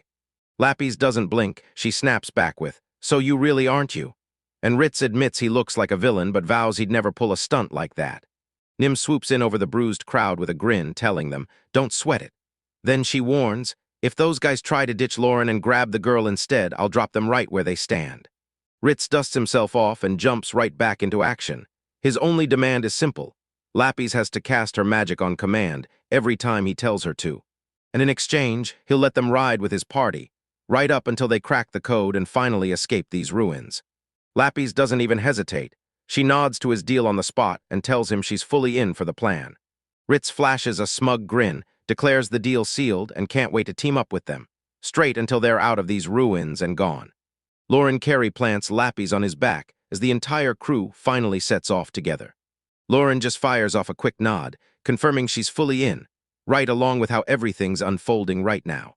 Ritz shouts at the whole party, yelling that it's time to roll up our sleeves and get back to work, because the ruins aren't going to explore themselves. So Lauren lets out this tired sigh, praying they can just muscle through the rest of the trip with zero more chaos. Watching the other adventurers' backs, he can't help but admit, yeah, he doesn't like their odds one bit. It's a brutal long road out. As they slip down that silent hallway, Lapis suddenly blurts his name, cutting through the calm just to yank his attention. She scoots in closer from his shoulder and asks, right in his ear, how that burn on his arm is doing after the fight they just tore through. Lauren waved it off and told her, "Don't sweat it, this isn't even a big deal." He tells him that Ritz's crew hooked him up with medicine and even wrestled the bandages on for him. But Lapis still snaps that he needs to speak up the moment the pain gets too heavy for him to handle. Lapis leans in and whispers, "I've only got 2 divine arts uses left, and I saved one just for you, Lauren." Lauren finally clocked what she'd done. She straight up lied to the other group, claiming she was down to her last shot, all to stash a secret ace in the hole, but he can't shake the feeling that a business deal like this reeks of something shady, and honestly, it doesn't stop there. Still, he knows he's got almost no options left. Until a way out shows up, he's trapped with this silver-ranked crew, and that means their fates are locked together for the rest of this mission. While they're walking, Ritz suddenly blurts, "Something's seriously wrong here, like majorly wrong." He tells you that in a place this ancient and untouched, you'd normally be tripping over golems and undead monsters. But all they've dug up so far are scraps, stuff that's already been ripped away. He's baffled. Every usual dungeon guardian should be here to crush them, but not a single one shows up. So Lauren straight up asks, "Aren't you at least glad things are finally going smoothly for once?" Ritz interrupts Lauren, insisting guardians always turn up in situations like this, and you can tell he's stressed out because Lauren snaps that they're supposed to be here, yet somehow he can't explain why, because all they've actually laid eyes on are goblins. Lapis jumps in and blurts out, "Could the goblins have slipped in from outside?" Then she stares at the walls and wonders if there are more cracks, like the one that swallowed the group. But Ritz tells them that's almost impossible, because the whole ruin stayed sealed shut until only a few days ago. He tells them the guy who discovered the place had to round up an entire crew of mages just to crack the seal, so the original guardian is still trapped inside. But the deeper they go, he stops cold and points out one terrifying thing. There's not a single scrap of any other monsters, just those goblins they already uncovered. Oikert finally breaks the silence and says the guardians could have either aged out of the world or gotten wiped out by those goblins. Then he admits, with a worried edge, that they should still be finding some kind of remains. The old mage leans in and says the whole tale would have turned out different if this place were guarded only by ghosts or undead that don't leave bodies behind. But if that's true, then this place isn't just any ruin. It's a super specific kind, and suddenly he's left staring at the wreckage like, so what was the point of all this? Lauren just locks eyes forward, and right away she realizes, this ruin exploration job isn't staying simple anymore. It's spiraling into something far bigger and far messier. Ritz tells them to put the ruin's history on pause and quit worrying about it for now, because right now the only real problem is figuring out how the heck we're supposed to reach the upper floors. Lauren screeches to a stop and shoots his hand toward his sword. He warned the group that another goblin pack was lurking just ahead, and he could hear them. He tells Lapis to hop off his back for a second, because he's about to step into the fight, but she just taps his shoulder, tells him it's okay, and refuses to get off the moment just yet. Ritz tells Lauren, "Just watch our back, let the rest take the front," and Lauren nods fully on board. Ritz totals just 7 enemies, so it feels like this fight is going to be a cakewalk. Kurz leans in and asks if they want some magic backup, but Chuck shuts it down. No thanks, they'll finish the whole thing in a second. Right when the goblins burst from the shadows, screaming their heads off to kick off the fight. Ritz strides forward, snaps up his shield, and slams the goblins' attack to a complete stop. Chuck charges in like a storm, cutting down 2 of them before they even get a chance to blink. The rest of the pack plummets down just as fast. Nim fires off the last straggler, snaps her bow back up, and stands there ready, leaving Chuck to wipe the sweat off his forehead and gulp in air, grinning like that was the easiest thing in the world. Lauren hangs back with Lapis and tells everyone their teamwork is seriously out of this world. The coordination was insanely impressive. Chuck smirks at the compliment and shrugs like it wasn't even worth mentioning. Kurtz jumps in and tells Lauren, "Yeah, we're silver rank for a reason," like a reminder that they earned it. Lauren flashes a small smile and tells him, "I'm sorry, he's rude again," or something along those lines. Inside his head, he can't stop thinking about just how wild the skill gap gets between ranks. Ritz starts hacking into one of the dead goblins and yells for Lauren to come over and see what he found. Ritz points out, "These are goblin ears," and explains that because Lauren's crew came to hunt, it doesn't matter if they couldn't wipe out the nest. They can still use these as rock-solid proof to claim a reward for every goblin they manage to drop. Lauren shoots him a worried look and asks, "Are you sure?" Because for a high-rank party like theirs, she's convinced these pieces aren't even worth the trouble of hauling along.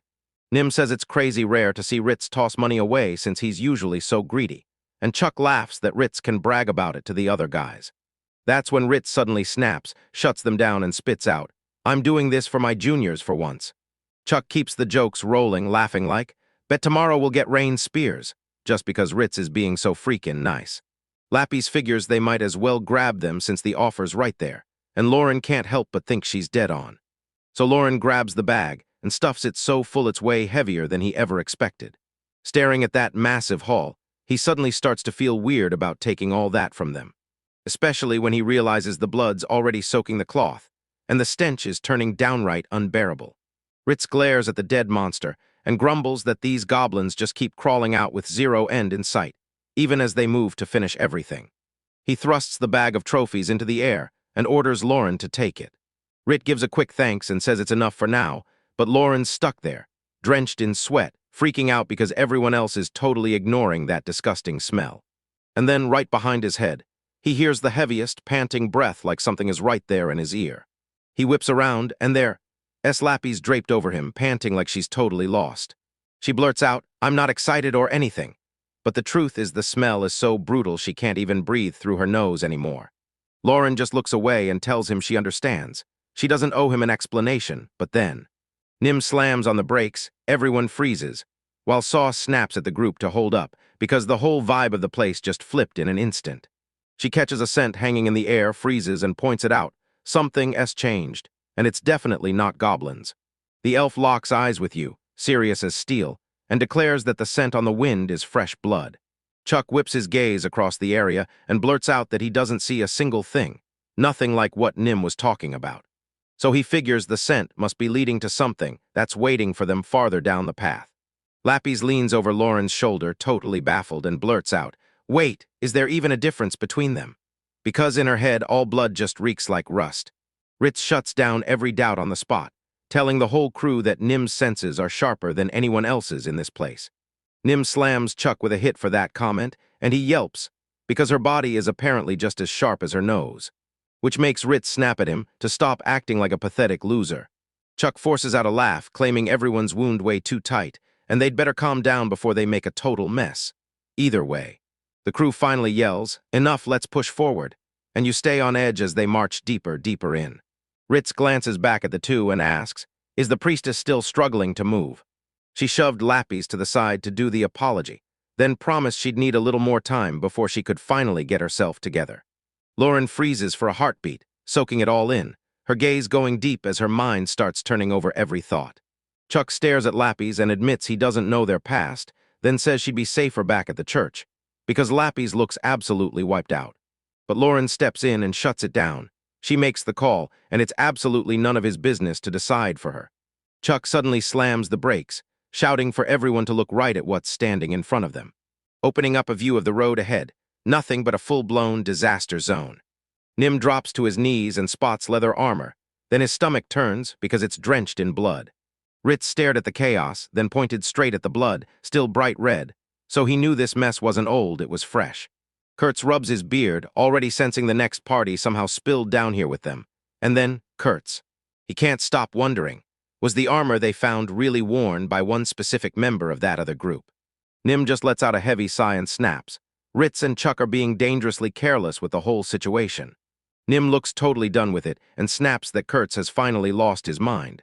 Then the old man yells back from the side, swearing he's still got every last bit of sense.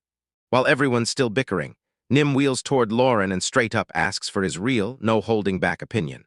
Lauren asks if she's really supposed to trade her own team's opinions for his, but Nim waves it off and says, "Just let those guys stretch it out for a bit." Then Lauren pushes the real question. She wants to know what he thinks happened to the person who wore that bloodied armor. Lauren stares at the wreckage and, seeing all that blood splattered everywhere, says the owner is definitely, without a doubt, dead. He keeps talking, insisting it's only natural to believe they were wiped out there, right on the floor. Nim's eyes narrow as he says it. If that armor really was from the rival party, then their thief was the one stuck inside it. And if that's true, then that thief is the one who's vanished. Lapis blurts out, "Woman," and it instantly throws Lauren off guard. She tells them these ruins are goblins only, but her mind won't let it go, because a woman was somehow in the mix. Nim locks eyes with Lauren, and presses him for exactly what he thinks about that one point. Lapis can't shake it. This whole thing feels completely off, and Lapis drops a brutal truth. That blood-soaked armor. Only a woman could have worn it, and that sparks the whole debate because it makes.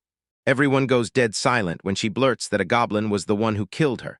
Lauren just stares at her while. She lays it out flat.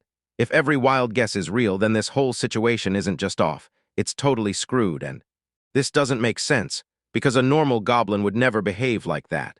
Nim cuts in with a dead serious stare, and admits she's starting to feel it too, like that exact moment is setting off alarm bells in her gut. So Lapis leans in and whispers that there's something more lurking deep inside these ruins. Lauren sounds totally skeptical and straight up, asks what she means word for word. But Lapis cuts in and reminds him that the original mission briefing said these ruins were supposed to be crawling with goblins.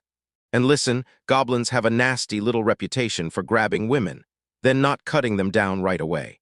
Simply because those monsters can't resist their nasty little habits. They'd rather mess with them than just end it. Lapis calls out the ugly truth. This woman in the armor still got murdered on the spot, which Lapis finds insanely weird, unless they're really up against goblins. Neuron stays silent while Lapis lays it out. Those monsters don't care about anything but their twisted thrill, and they drag a living person straight back to their lair. So Lauren lets out a shaky sigh, realizing that if she's right about how these things work. So yeah, there's almost certainly something way uglier than a goblin lurking in these ruins. Nim glances at Lauren and blurts, "Do you remember how we got in, through that crack in the wall where we first met?" And Lauren leans in and tells her it was basically a straight shot the whole way. Nim pauses for a beat, then it finally clicks. Those words sink in and she realizes, oh, I get it now. Before he even turned to Ritz, something felt way off, so he pushed the idea on him. Let's get out of here and figure out our next move. But Ritz starts looking wrecked, snapping at her and the others to hang on, just a minute. Ritz admits something feels off, but he won't let them jump to conclusions. That can't be the missing group just because the vibes are wrong. Even if they wanted to back off, they'd need a real, solid reason, not some gut punch of doubt. Honestly, rushing back to town just because they spotted some bloody armor. That move would scream total amateurs from a mile away. Chuck raises a cold metal dog tag and points at it like, "This is what I mean." Because the only way to prove it is to find something just like that, and it turns out the people they're hunting are already dead. Ritz nods and promises to keep their guard up, but turning back now, not even a thought. If they bail without proof, they'll torch their reputation and make it way harder to land jobs later. But he makes it crystal clear. If they ever spot those ID tags like Chuck said, they're done guessing, time for a real talk about leaving. He nods to his logic, then quickly agrees, she's fine with it, while Ritz stares into the ruins ahead, he snaps at the group. We're going deeper, so get ready. This is about to turn into a fight. As the group gears up to head out, Lapis shoots out his hand, gives Lauren a gentle tap on the arm, and murmurs his name like it's urgent. Lauren leans down to her and asks, "Do you feel any better after what just happened?" Lapis flashes him a small nod, tells him she's fine now, and thanks him for always having her back. Ritz rushes over to Lapis, checking if the shaking has finally died down, if she's ready to walk on her own, and she flashes a quick smile and says, "I'm good." Even though Lawrence's back felt surprisingly comfortable, she just refuses to keep being a burden. That line snaps Chuck's focus. He smirks, then shoots the two of them a look and asks if they're really a couple. Lauren tries to shut it down on the spot, but Lapis just grins and tells Chuck this is still a work in progress. At least that's what she's making them believe. Chuck's laughing fit explodes as he tells Lauren he can't believe he landed a girl like that, until Nim suddenly swings and decks him. Raising a terrifying glare, it demanded to know if he was trying to lure every monster in the ruins straight to them. She snaps at him that if he doesn't shut up, she'll drop him herself, before any monster even gets the chance. Ritz brushes off the chaos and tells Lauren that now that his hands are free, he can finally jump in and back her up in the fight. Lapis steps in to back him up, chiming that she's already been assigned, and they focus on covering the rear guard. Lauren stays on high alert as Lapis scans the area, then, like a switch flips, she comes back to her usual self. Lapis practically radiates energy, grinning at Lauren and telling her that this whole mess is something he almost never gets to experience. And she lays it out straight. This isn't some random errand, it's a high-level sweep hunting ruins from an ancient kingdom, the exact kind of mission a copper rank almost never gets. Lauren looks totally rattled. She calls out to you like, "Hey, do you even realize how insanely dangerous that spot is?" Lapis skips the seriousness and leans in with a totally fake pout, telling him he's being way too scary. Yeah, that plan falls apart fast. Lauren basically tells her, "There's a cap on how painfully obvious you can be with this acting." She still clings to his arm anyway. He snaps, "Get off me." But she only lets out a disappointed little whine and then. So Lauren just stood back while the rest of the party marched ahead. And I'm up a storm, sweating like crazy, praying nobody else in the group noticed us acting like that. He tells her, "Sure, you can be curious about those ruins, but you've gotta calm down. Hold yourself back just a little." She lets Lapis just huff a tired sigh and admit, "I guess I don't really have a choice." As they move, she keeps scanning the area, then blurts out to the others, "What's the real mission, and where are we going right now?" Ritz tells them they're basically just pressing on with the ruin investigation, all while keeping an eye on the other group, though he admits it's impossible to tell what matters most right now. Which makes Lapis fall behind, as she tries to process all the info. So she says, since all of us already face-planted once, we should probably run straight back to that pit trap. Ritz doesn't look convinced at all. He locks eyes with her and demands, straight up, a damn good reason why they'd even want to do that. Lapis lays it out. This pitfall isn't an accident at all. It's a trap built to snare anyone who dares to break in. And because it didn't wipe them out the second they hit the ground, she's sure this whole floor was built to grind up anyone who falls in. Ritz snaps the clues together, because he's sure the builders bylaid and left monsters down here to wipe out whoever stumbles in. But he can't even fathom why anyone would go through the trouble of building a system that's an absolute nightmare to handle. Lapis keeps her cool and tells him, "I don't know the exact history of this place, but trust me, every civilization across time carries the same mindset. Basically, it's saying nobody's gonna care what happens to trespassers, so they build the whole system to make their lives miserable on purpose." Lapis's expression hardens into something deadly serious, like this space might not be for display at all. The rest of them look wiped out, but she snaps, "Forget these bad vibes for a second," because deep down, she's sure there's nothing important to find on this floor. She tells them straight up, if you're serious about finding ruins, then aimlessly roaming around down here is just wasted time. And Ritz blurts out, "Why go back to where we fell?" So Lapis lays it out, there's got to be a hidden maintenance path or a way to haul the bodies away. Lauren just stands there, totally unshaken, spotting the escape route nearby, and it changes everything because it makes. Ritz finally nods, admitting it's their best shot, right as Chuck starts grumbling that they didn't see a single door when they landed. Lapis cuts through the noise and says the builders would never spell out an escape route for trespassers. It's tucked away where nobody would ever think to look.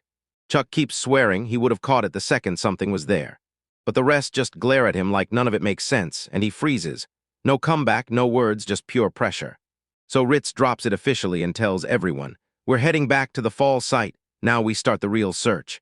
Kurtz yanks out the map he's been grinding on, flips through his notes, and double-checks what he's written, like it's the only clue that matters. He snapped his finger at a dead-end wall, shutting down the wrong turn for good.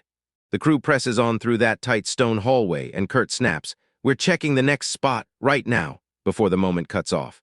They finally burst back into the area where they'd crashed, and Lauren hurries to tell everyone, "We made it back." Everyone freezes mid-step and stares into this massive room, because the ceiling towers way above the rest of the dungeon.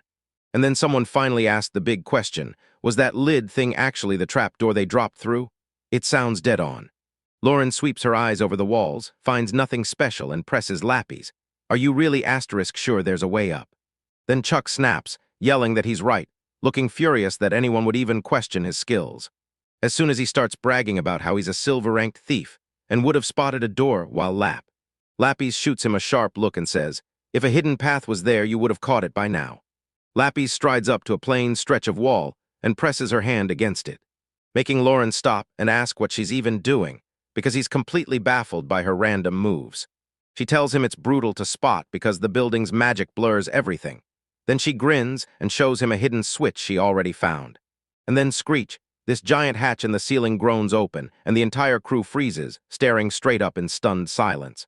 Chuck snaps and demands if the old man should have noticed that, but Kurtz cuts in, calls him a moron, and says a thief like him was the one who should have spotted the trap. Lauren just sits there, listening to them tear into each other, and finally admits she has zero idea what any of this is even about. As Nim cranes his neck up at the opening, he spots a plain ladder just waiting for them. And then someone blurts out, "Dude, it was almost *2* easy." and Lapis finally snaps, "All right, everyone, let's move," as she sends them all up to the next floor. Chuck tilts his head toward the exit, fires off a quick question to everyone, and checks how things look right before they start the climb. Chuck stares at the ladder, judging it solid, and right on the spot he decides. He's going first, climbing up before anyone else. Nim's on board, because if things go sideways at the top, Chuck is the only one crazy and tough enough to survive the jump back down. So she snaps at him to stop stalling and just do it already, flashing him a laid-back grin as he clambers up the wall, shaky as hell. Lauren caught every word, stared for a second, and blurted, "Wait, did that come out a little weird?"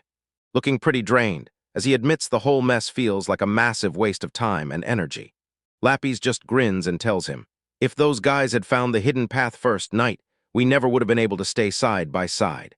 Chuck finally bursts onto the ladder's top rung, then mutters that they probably just got lucky this time. He leans over the edge, yells that the coast is clear, and waves the crew forward. One by one, start climbing up. When the "who's up next" question hits, Lapis grins and says, "Why don't me and Lauren just wait it out and go last?" She starts humming to herself about the upcoming exploration, and Lauren immediately snaps like, "Whoa, way too happy for a place like this." Lauren points out that as soon as they finish that climb, the other group will likely wave them off and send them packing home. Since Ritz and his crew already know the route back, once they hit the floor where everyone went down, making Lapis snap into a full freeze when she realizes this came out of nowhere, while Lauren shrugs like, "Guess you're just a little slow." So she admitted she got way too hyped about the ruins, and completely forgot the real priority was getting back up, especially since this floor is probably empty. Lauren glares into the distance, realizing this place is way too dangerous, and he's got one thing on his mind, getting out of here like right now. "All right, let's move on." Lauren leans in and asks Lapis if there's anything else she can do to keep the group useful. But Lapis sighs and admits it's brutally hard to find anything beyond her divine arts, saying if you suddenly blurt out that you can use magic, everyone's going to clock you as suspicious. She instead decides to lean on what she already knows about the area. She tells him, "If I can just figure out what kind of ruin this is, I'll crack the map for us." Which Lauren says is pretty awesome, even though he still can't shake the nerves that she might not pull it off again. Lapis leans in and asks Lauren, "Have you ever noticed how every Adventurer Guild branch is basically built the exact same way?" And she explains they do it so the staff can jump straight into work the second they get moved to a brand new city, beaming as she reminds them that the exact same logic fits these ancient ruins they're digging into. She claims the ancient kingdom's people were surprisingly practical, so when they built for the same purpose, their buildings usually ended up looking basically the same, which means Lauren can't help asking if there are ever exceptions to that rule, and Lapis drops the truth. Every era has its share of weirdos who they keep forging these wildly insane layouts, as the whole crew starts another exhausting vertical climb higher and higher through the ruins. Ritz finally climbs to the top and blurts out, "We did it!" But that rush of relief hits and disappears fast because the second he peeks over the edge, he freezes solid. No words come out as he stares at what's waiting. He erupts into screams at everyone behind him to climb back down the ladder, because things have gone from bad to absolutely brutal.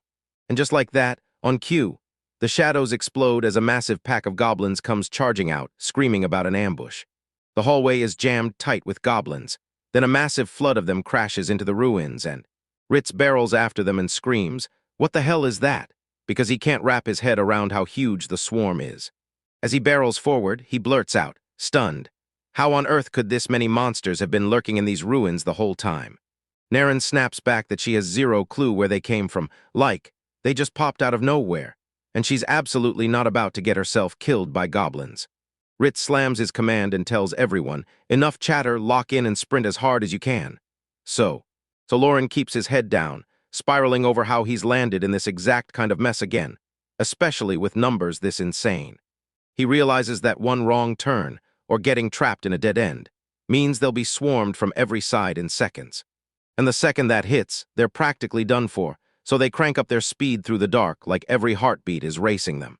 Lapis starts to sound genuinely scared, admitting things look brutal for them right now because Kurtz and Naren are both maxing out, gasping for air, their legs giving out, like the strength to keep moving is slipping right through their fingers. Ritz snaps at the Kurds and Lapis to keep going, shouting that they've got to hang on somehow, while, as he screams a warning at the top of his lungs, anyone who stops running right now is dead the moment they do. Lauren glances over and realizes the whole crew is wiped out. They've hit their absolute limit, and then it hits him. Lapis is barely hanging on because her mana still hasn't recovered, which means she can't keep this going. Realizing she's dragging everyone down, Lapis grabs Lauren's attention and tells her to run, leave her behind, because there's no other way but she gasps in shock when Lauren suddenly lunges in and yanks her anyway. Ritz asks if he's really going to be okay hauling her, but Lauren shrugs it off and tells him he's already used to this kind of thing.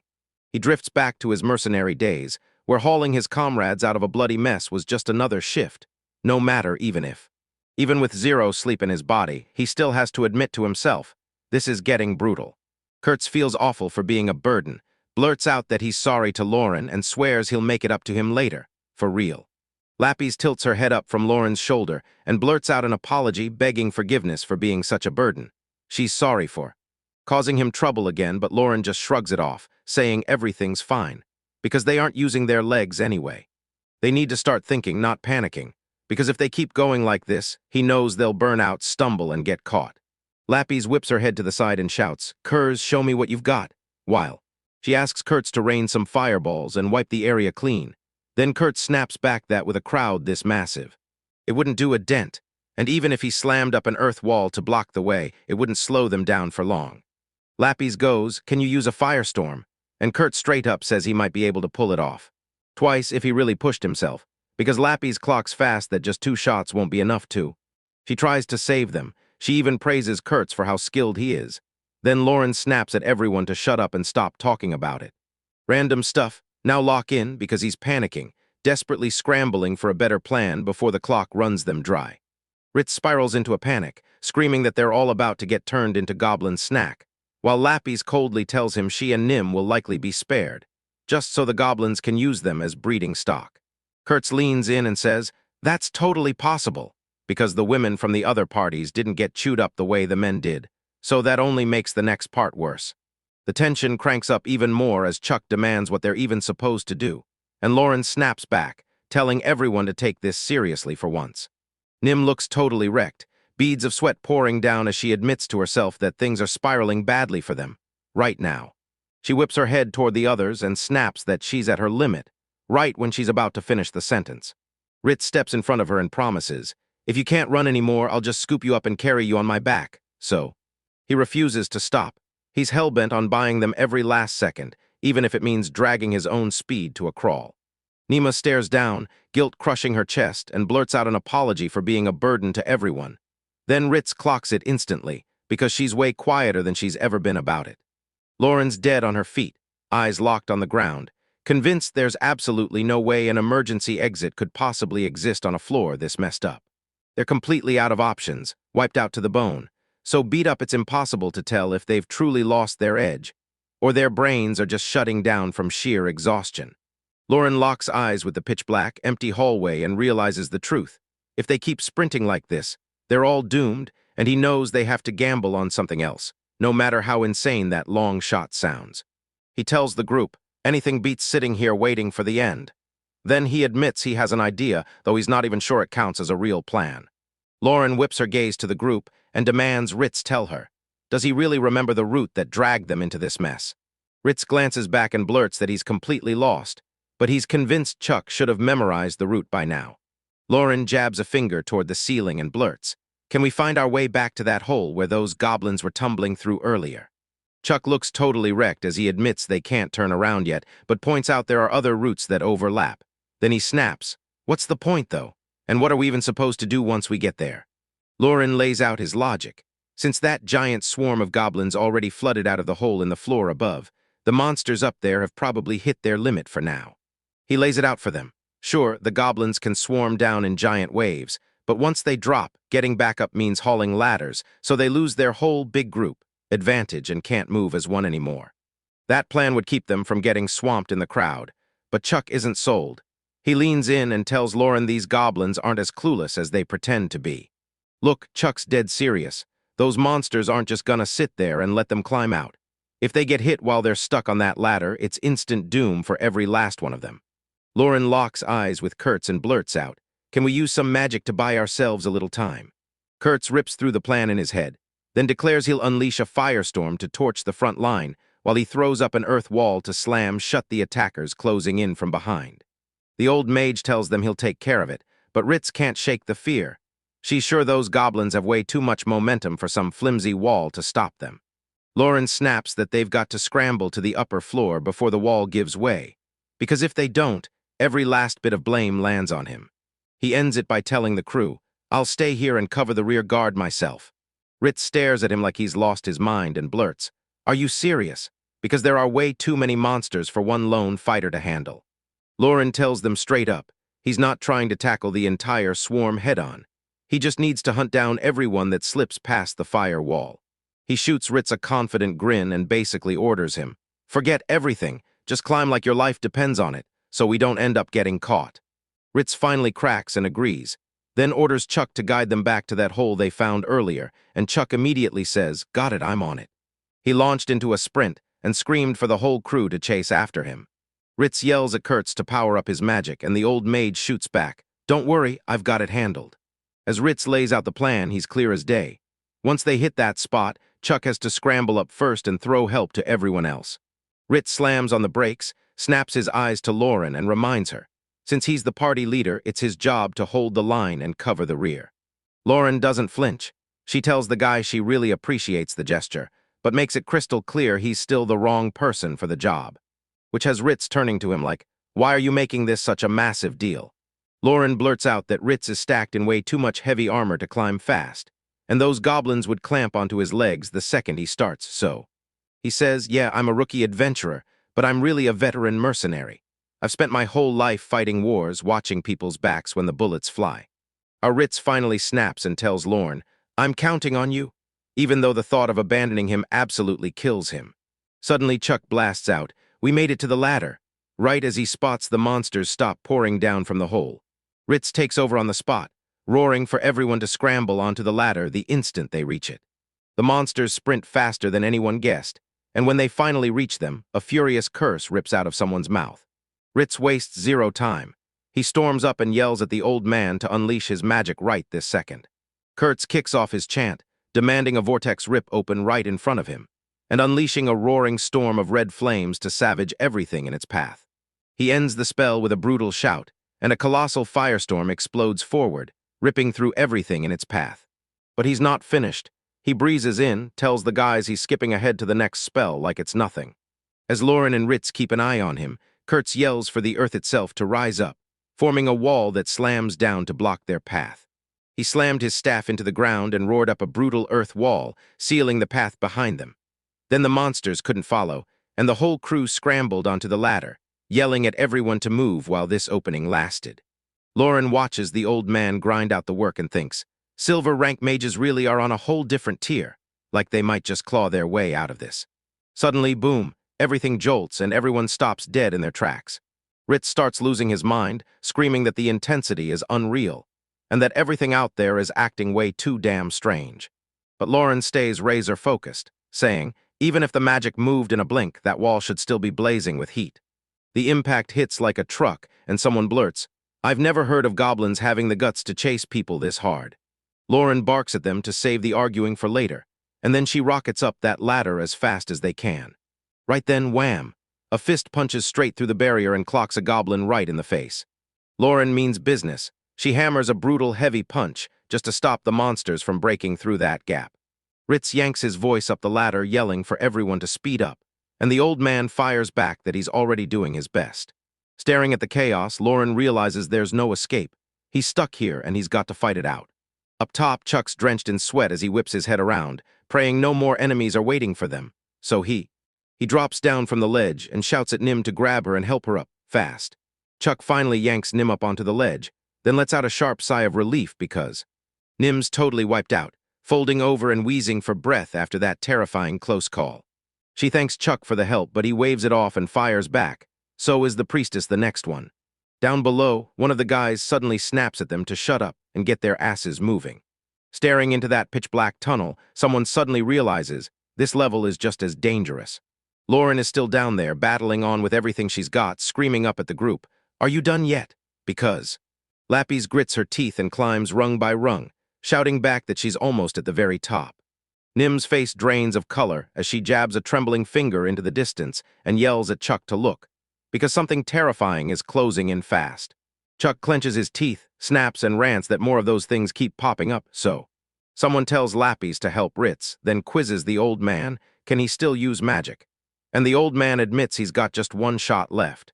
Lauren dug his heels in at the dark tunnel's mouth, roaring back that he'd hold off the monsters until Ritz and the rest finally finish their climb. But the pressure starts crushing him. Every time he swings and drops another enemy, more just rush in, and he fights to keep his footing as blood slicks the ground under his boots. And just as he grabs a quick breath, he suddenly feels it.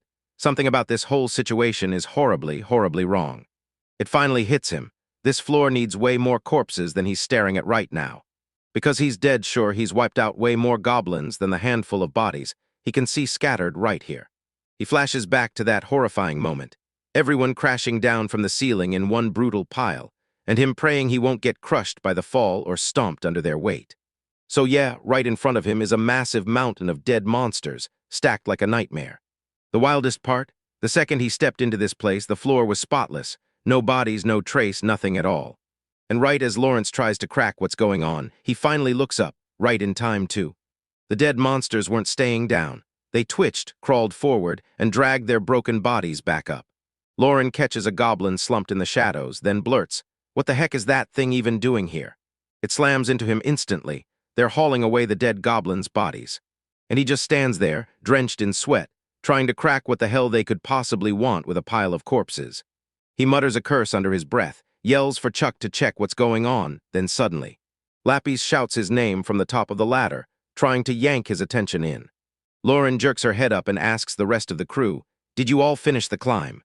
Lapis says they did, but she snaps a warning. The top floor is already crawling with goblins, telling him there's an insane number of them up there, just waiting to strike.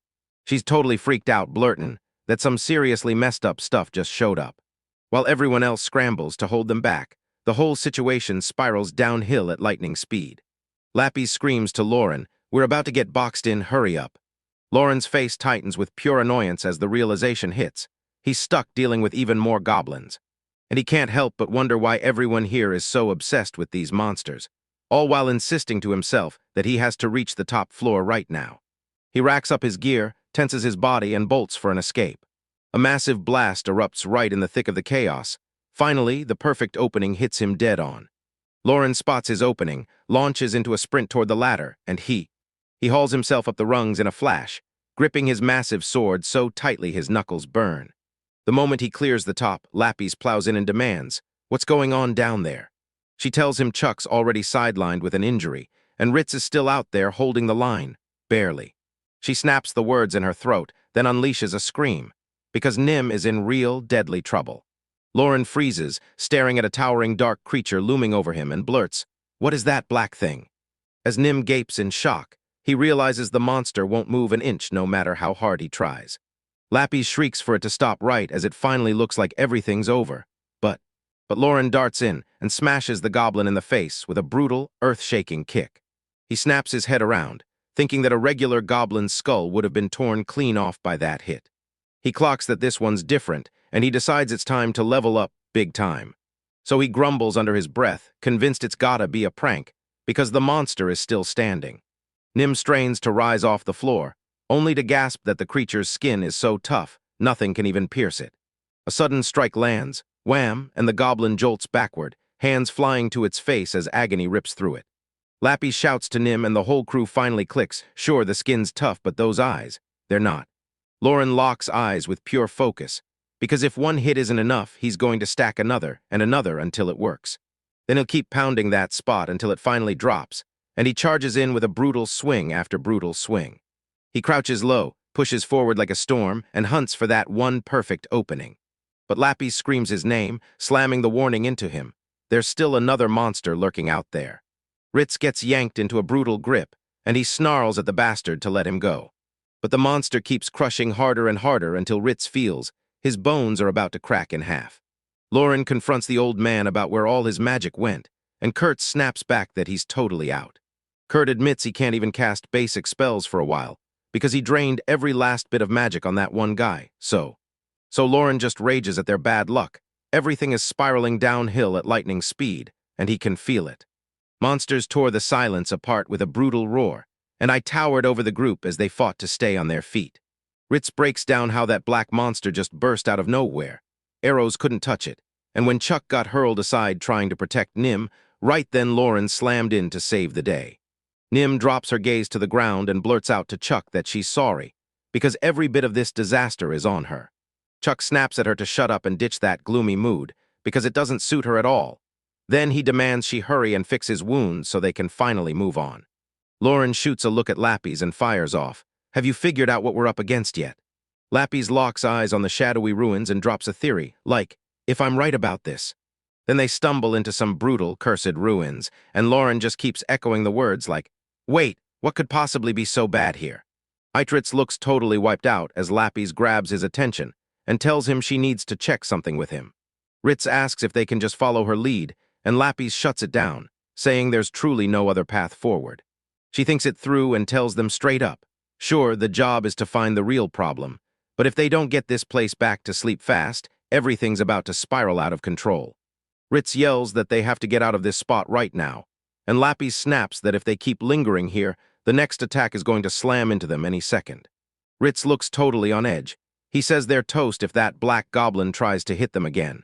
Lapis scoots in close and asks Chuck if he wants her to unleash some divine arts to give him a hand, but Chuck tells her he's finally okay because the medicine is starting to work, though he's still wobbling a bit from that brutal hit to his head. Lapis doesn't buy it at all. She snaps that head injuries are serious and he needs a real doctor, so Chuck only grins, then tells her he really appreciates the advice. He promises he'll follow her lead once they crawl back alive, but Ritz isn't convinced. He looks at him and demands, can you even stand up?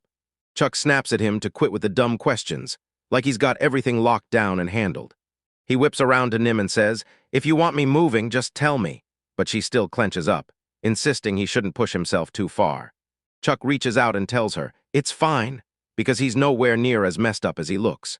He swears he only blacked out for a split second because that monster tagged him with one absolutely lucky hit. And he tells her to stop worrying. He's got everything under control, and when the moment hits, he'll be moving just fine. Kurz looks totally wrecked and finally admits the truth. He's officially out of mana, so from here on out, he's basically useless for the rest of the fight. Fight breaks out, and Chuck only shoots him a glare, then tells the old man to chill because nobody's blaming him for running dry. Ritz jumps in, saying they'd be in a way worse mess if Kurtz hadn't taken that monster down, so for now, they've got to hit the move. Now. Lauren surges into the lead, and he glides through the ruins like it's second nature, like he's been there before and already knows where every secret waits. As they head down the road, Lauren can't stop wondering what those things really were, because their skin and bones were ridiculously tough, and he even turns to Lapis, asking if she thinks it might have been some kind of high-level goblin. Lapis suspects it's something close to a hobgoblin, but then figures, nah, it's just a regular goblin that somehow grew way bigger than all the others. Lauren's not buying it at all. She presses him, so he fires back that if just getting big were all it took, it still wouldn't explain why it turned out the way it did. Lapis stares at him and demands, tell me, did you spot anything else that felt weird while we were fighting? Lauren reveals the goblins weren't raiding for food at all. They were hauling in their own dead, and he's convinced that it wasn't some hunger thing. He calls it out, there are way too many and the whole atmosphere feels wrong, so Lapis immediately agrees. These goblins in this place are definitely not normal. Lapis says these ruins are probably goblin territory, and it totally throws Lauren. She blinks, then asks what she means by that while. As they keep moving, Lapis shoots him a glance and asks, so, have you ever heard of alchemy or how people brew medicine? Lauren insists he knows the names of those jobs and has watched people doing that kind of work, but he doesn't have a single real friend in that world. Lapis tells him it's okay, then right on the spot she veers to a totally new topic. Those researchers experiment animals.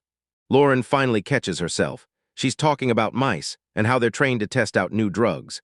Lapis fires off a question about the exact reason they choose mice for that stuff, and Lauren just jabs a finger upward like, so you really think a mercenary would know random trivia like that? Lapis flashes a tiny smile and shrugs it off as pointless trivia, but before anyone can stop her, she starts explaining it anyway. She points out that scientists stick to mice for experiments, since their mating cycles are shockingly short. And to top it all off, they mature way quicker than any other animals. And boom, they crank out a ridiculous number of babies in no time flat. Lauren starts snapping the pieces into place, and he keeps hammering the same facts. How they matured way too fast and bred like crazy, until it finally feels like everything is clicking into focus. Lauren blanks out, trying to snap the pieces together, while Lapis leans in and demands, can he name any other creature that matches those exact traits?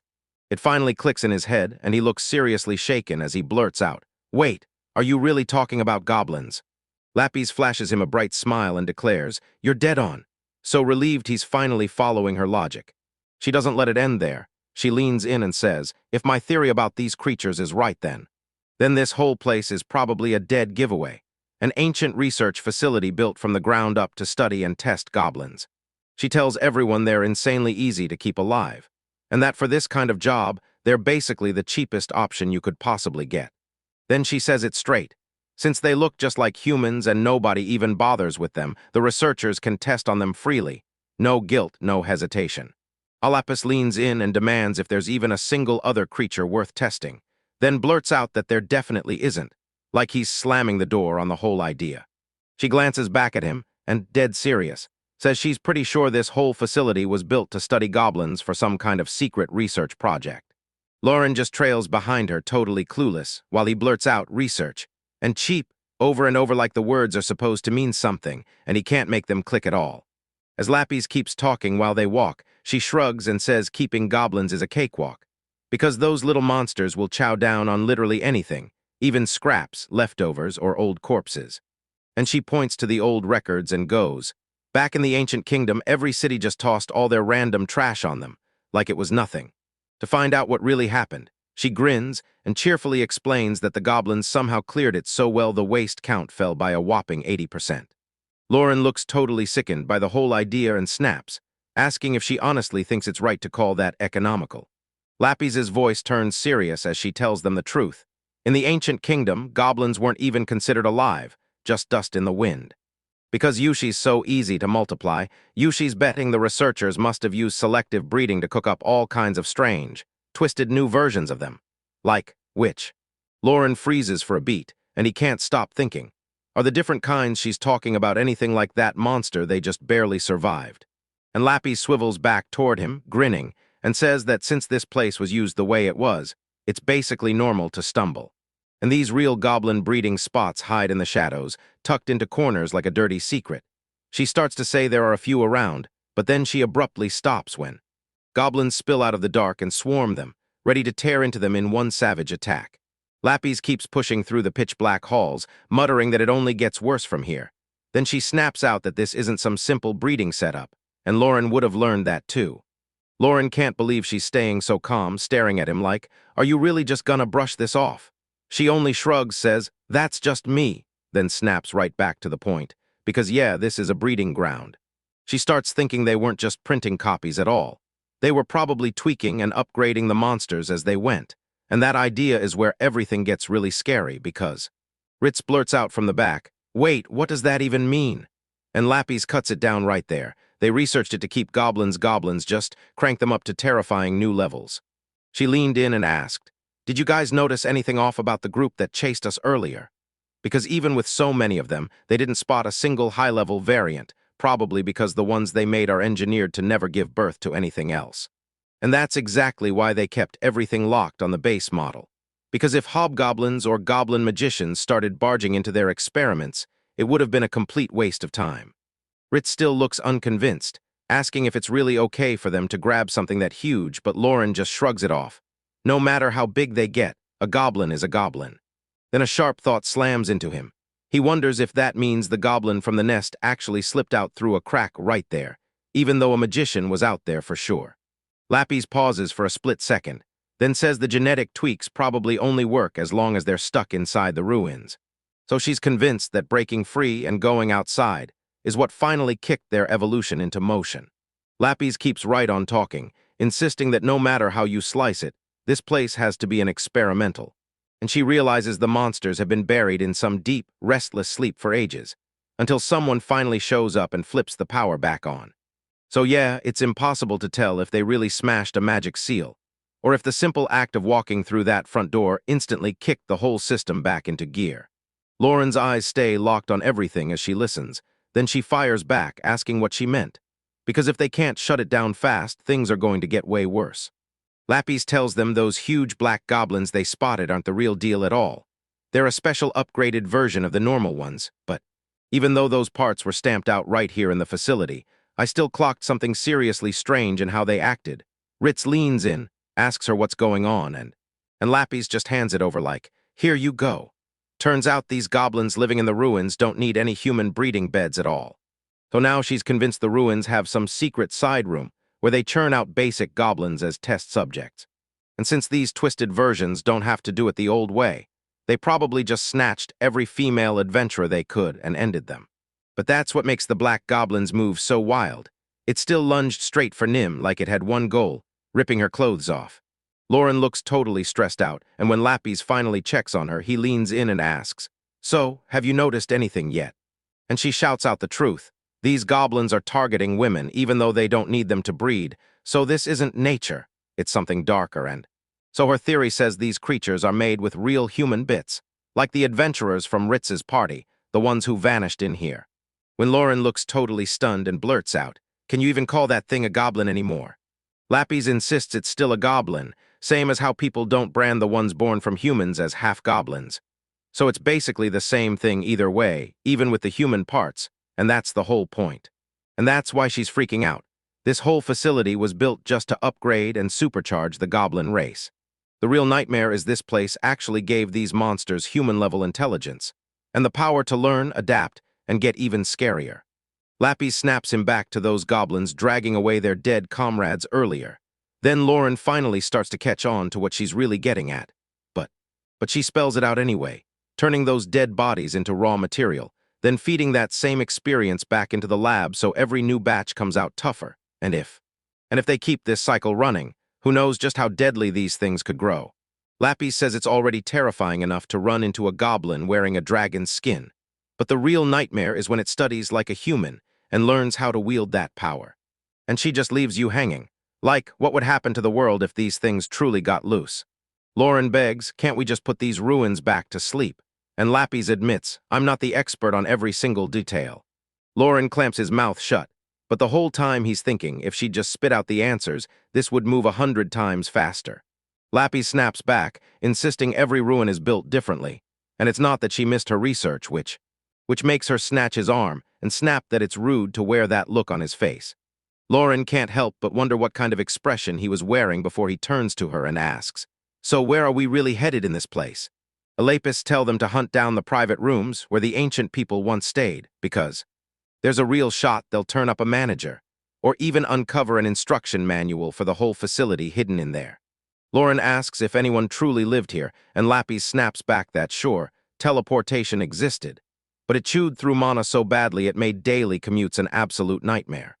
Lapis tells Lauren, teleporting every single day eats mana like crazy, so everyone staying put on site is the only smart move. And Lauren just admits he never even bothered to think through the logistics like that. She says it's way smarter to just build a place to live right at the lab, so everything stays easy. Lauren presses her on whether that's really how it works, and she snaps back. Yeah, that's exactly how it is.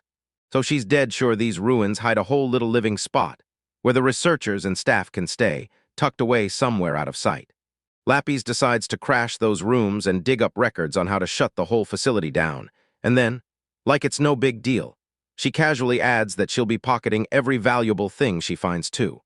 Lauren warns her that she really shouldn't be this loud about her plan to rob the place, but Lapis just shrugs it off like it's nothing, because they're insisting the owners have been dead for hundreds of years, so it doesn't count as stealing.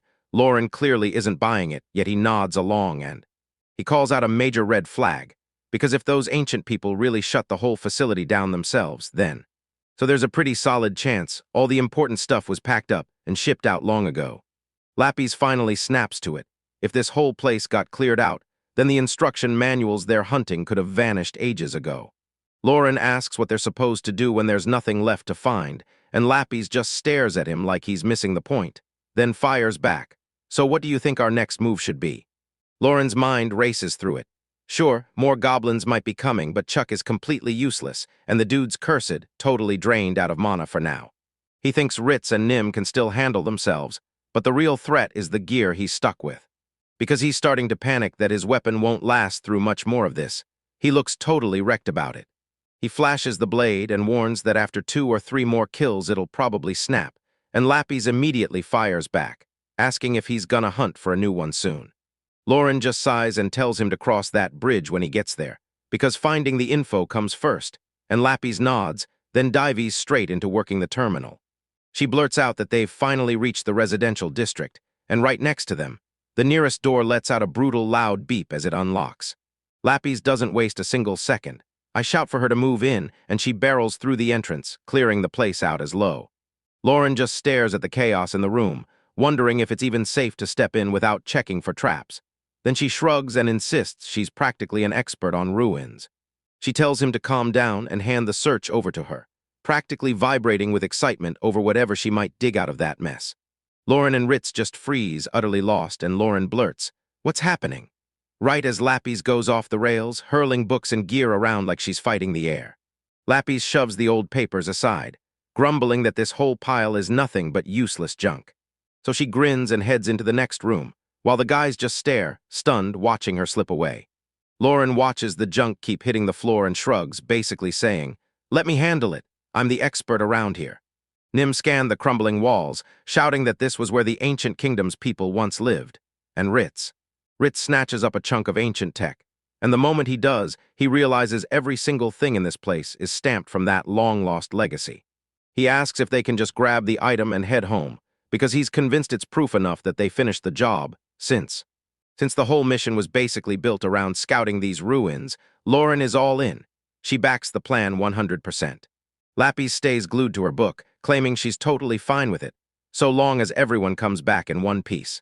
Ritz urges everyone to bail out together and report what they've spotted, claiming it's smarter to let the high-ranked pros handle it since right now, nothing's even happening. But Lapis tilts her head, shoots him a question. Are we talking about summoning the big guns, like gold, or even rolling out mithril rank adventurers? Lapis just stares into the distance, blurting out, "Seriously, how long does a message even take to reach people that high up?" When Ritz peeks over the edge, his voice wavers as he starts to break down, step by step, how the whole system works. Lauren leans in as the truth spills out. Those top-tier ranks are freakishly rare, gold ranks barely show up, and anything above that might as well be a myth. So Lapis spins away from the group, tells them she won't block their escape, and quietly prays they make it home safe. She scans the area and sizes it up, because what she needs isn't there. So the moment she doesn't find it, the rest of the party starts pushing out while she stays behind to mess with the control panel on the wall. Our Lauren watches her and says she's acting way too cold toward the others. But she just glances back and says, "Why keep forcing this on people who don't even want to stay?" Lauren trails after her into a gigantic library stuffed with ancient books, but he freezes for a beat when he spots something. And he presses Lapis, "So it's a done deal now, because I'm stuck tailing you through these ruins." Lapis doesn't even spare him a glance.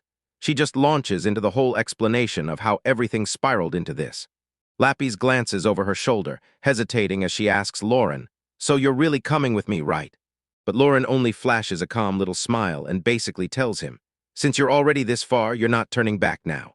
The moment Lapis lights up, she looks genuinely relieved and blurts out that she's so happy she finally gets to hear that. She admits it plain and simple. No matter how skilled she is, taking on these ruins alone would have crushed her. She shoots him a fast thank you, then dives right into the old papers she just stumbled onto on the floor. Lapis leans in and tells Lauren she's got some awesome news. Then he shoots her a pretty skeptical look like, "All right, what is it?" She flashes a confident grin and raises a dusty book like a trophy, because she's cracked it open and found the real instruction manual for the ruins, and he even lays out the exact step-by-step instructions for getting those facility systems back to sleep the right way. Lauren totally freezes when he asks, "Can you really read that wild script from the ancient kingdom?" So she just blinks, lost for a second, and then Lapis keeps right on reading, casually reminding him, "I'm the priestess of the god of knowledge," like it's her job, and honestly it is. Lauren can't help but be blown away by Lapis' reading skills, and she blurts out, "So everyone who serves the god of knowledge is this smart, or what?" So Lapis flashes him a massive, confident grin, points right at herself, and declares, no doubt about it, that she's definitely one of the smart ones. Lauren stares at the ancient manual in her hands and blurts, All right, what's the real game plan here? Lapis jabs a finger at the map and says they've got a control room inside the book. Flip a switch, and the whole facility can be put back to sleep, so they'd better move there right now. Ritz keeps his eyes on them from afar and finally cuts in, demanding to know if they've actually found what they were hunting. Lapis grins and admits they hit the jackpot, then Lauren spins back to pepper Ritz with one question. What's his party planning to do next? Ritz doesn't drag it out. He cuts in and tells them he's decided to stay with their group after all. He admits it straight up. Sticking with Lorne and Lapis is their safest shot at surviving this place. So Lapis flashes that grin and urges everyone to race to the control room, because if they don't, something's about to go down fast. Ritz trails behind, chewing on one thought. Once they finally get there, it'll all be worth it. The narrator finally calls it. This chaos is winding down for real, and Lauren's mind flashes back to the day he was still a rookie, registering at the guild on the exact same day as that other guy. He still hears that receptionist shout, Ritz, and for some reason, that name latches onto his brain and refuses to let go. They barely ever talked, but Lauren kept hearing whispers that Ritz was crushing it, getting way better reviews on the same jobs. And rumors kept screaming that Ritz was crushing it on investigation missions, always slipping ahead of him like he'd seen the future. Eventually, he had to watch as Ritz scrambled up the ladder, slammed the finish, and snagged silver rank first, right before a costly mistake hit, making Lauren finally realize he couldn't ignore the truth anymore. In his head, Ritz wasn't just a rival. He was the one who'd hunted his whole life, But then Kurtz leans in and murmurs to Ritz, asking if Lauren's still obsessing over him. So Ritz snaps and tells the old man to shut up. Seeing how it all played out, Lauren can't help but feel genuinely grateful for this totally weird chance encounter. The receptionist bursts in with the news. New ruins just got uncovered near Ein Village, and since they want this done fast, they're demanding 2 silver-ranked teams take the job at the same time. She tells them the reward money won't be handed out until the investigation finishes, and whatever they uncover decides the payout. So Lauren clocks the moment as his golden chance to finally settle this for good and find out who's truly standing on top. Ritz strides forward, introduces himself as the party leader, and stays perfectly professional as.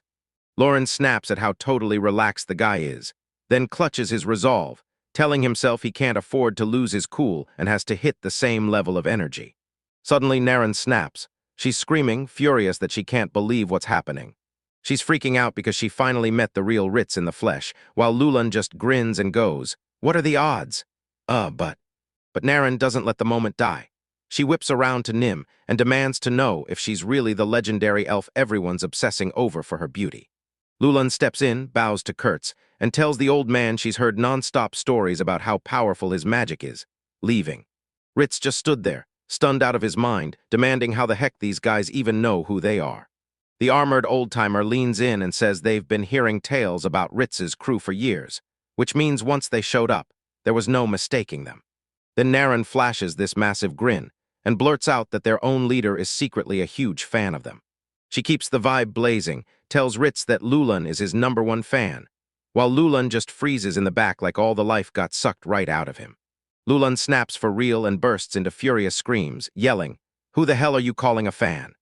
He rants that he only sees them as rivals since they all started around the same time. But someone laughs when he finally slips and admits he's been keeping tabs. So he scrambles to save face by claiming they're nothing more than competition for the current job. He leaves Naren sulking and blurts that she just wants everyone to finally be friends now, that they've met the legendary team they'd been hearing about. Lauren clicked his tongue, furious that his shot at a legendary entrance just got totally wrecked. Lapis cuts him off, glances around the room, and points out that whoever runs this place actually looks like a pretty decent person. She flicks through an ancient book and says, "Relax, no annoying riddles, no creepy hidden junk you have to hunt down just to open a door." Telling Lauren that the builders always leave puzzles, so brutal you'd practically grab him by the shirt and start swinging. Lapis leans in with a huge grin, pats Lauren's arm, and asks, "So it's really like that?" Lauren stared back, trying to figure out how she'd ever gotten guts to explore ruins like this before, and then he just shrugged it off, because he was sure her answer would be something wildly impossible. As they keep rolling, Lapis casually says she just finished reading all of it in a book. Lauren shoots back with a flat "sure," like he's not buying a word of it, which makes her dig in her heels and swear up and down she really read it. Lauren shoots back a lukewarm answer just to shut it down while they keep walking. Ritz looks totally frazzled as he snaps at the group to hurry up and take the lead, claiming they have zero clue when the next wave of goblins is going to leap out at them. He's totally losing it, cursing under his breath about how he got trapped with some absolute garbage job. Lauren watches him from the sidelines, and she can't help thinking, yeah, she actually feels kinda bad for the poor guy, especially since this was only meant to be a quick scouting job before they got thrown into this nightmare room. Lapis glances back, jabs her finger, and says they're the ones cursed with real bad luck for stumbling into a mess this huge.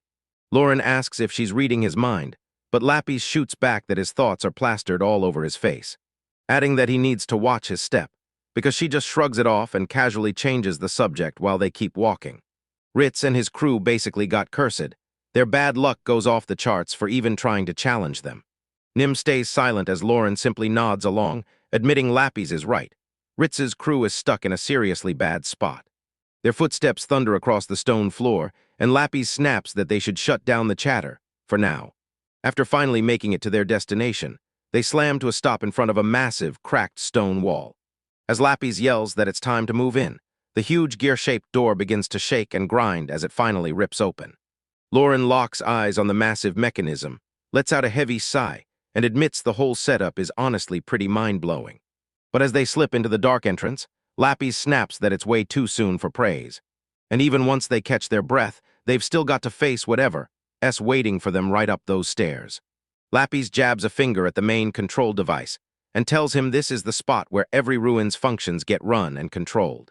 Lauren stares at the crazy machine and blurts out, "Wait, do I really know how to run this?" She tells him, of course, like it's the most effortless thing in her world, as if it's nothing at all. While Lauren scans every inch around them, she clocks the doors on both sides of the entrance. Lapis tells him to chill and hand it over to her. She's got this, no problem. But the moment she starts pressing the buttons, she abruptly freezes, completely baffled like she just hit a wall. Lauren blurted, "What's going on?" and pointed at the screen, asking what those strange red letters were even trying to say. And Lapis explains that she finally got the system running, but when she tried to command it to stop, it flat-out rejected her order. She swears she didn't mess up the controls, but the whole situation feels wrong, like something's off, leaving Lauren hanging, demanding to know why it jammed when she swears she did everything right. Lapis stares at the machine and blurts out that she gave it her best shot, but it's probably too old and wrecked to recover. Then she admits it straight. If the hardware is dead, she can't do a thing. Lauren squints at the display and gasps. Red text bursts across the screen like a warning, and he snaps. What the hell is happening to the machine? Lapis clocks the whole situation and demands, "Wait, tell me this is really a research lab, right?" She says labs like these never run without a full team on deck, and Lauren nods along. Yeah, that totally checks out. But then she drops the bomb that those staff members will be logged into the system. Lauren snaps, "Wait, where are you going with this?" Just as the room goes still, both doorways on either side suddenly blast open, swinging wide like something's about to rush out. Lauren's on high alert, desperate to figure out what's happening now that the room starts shifting. So Lapis tells him the biometric check just flat-out failed, and Lauren repeats the words back like, "Wait, what does that even mean?" That's when Lapis snaps into explanation. Only the registered folks were ever allowed near this stuff. Because she isn't on that list, the system instantly shot down her order and shut her out, leaving Lauren even more baffled, while Lapis insisted those red letters were only a warning, because she had no permission to touch the console. Lapis shoots her own defense, admitting she totally ignored the warnings, and then just kept hammering the machine with the stop command like it was the only button that mattered. Because she botched it 3 times back-to-back, the whole console slammed shut and locked tight, and she admits things just got even worse. Lauren just stares her down and fires off, "What's the big deal?" Lapis flashes him a nervous grin and tells him the system officially marked them as intruders. Boom, and the entire facility instantly locks into full defense mode, ramming Ritz into a full-blown panic, making them scream that this is a massive problem they've gotta fix, like right now. Lauren still isn't buying the tech talk, so she snaps at her to spell out exactly what's going on for real. That's when Nim butts in, claiming the ruins have it out for them, labeling them as trash and demanding a gang of goblins come clean up. Lapis blasts the truth. There's no way out, and this room is now wired straight to the goblin factory, so now it's fight mode all the way as everything that crawls through hits them. Ritz had no choice. He snatched his sword and braced himself for a brutal, no-holds-barred brawl. Lapis blurts out a messy apology, then promises she'll do anything, to trick the system into finally stopping. Lapis starts jamming the control panel. She's telling them, if I can just fool the system into opening the door, the goblins won't stand a chance. While she's working, she straight up tells the team she'll be completely wide open. No armor, no defenses, right as she locks in on the tech. Which makes Ritz snap completely.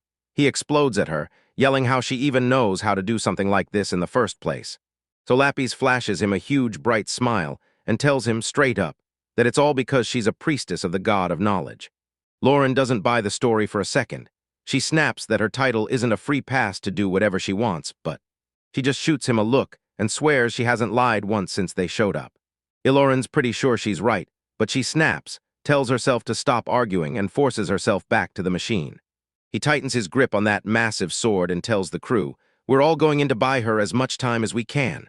And Lapis gets fired up by that, and she tells them straight. She's counting on them to keep her safe while she works.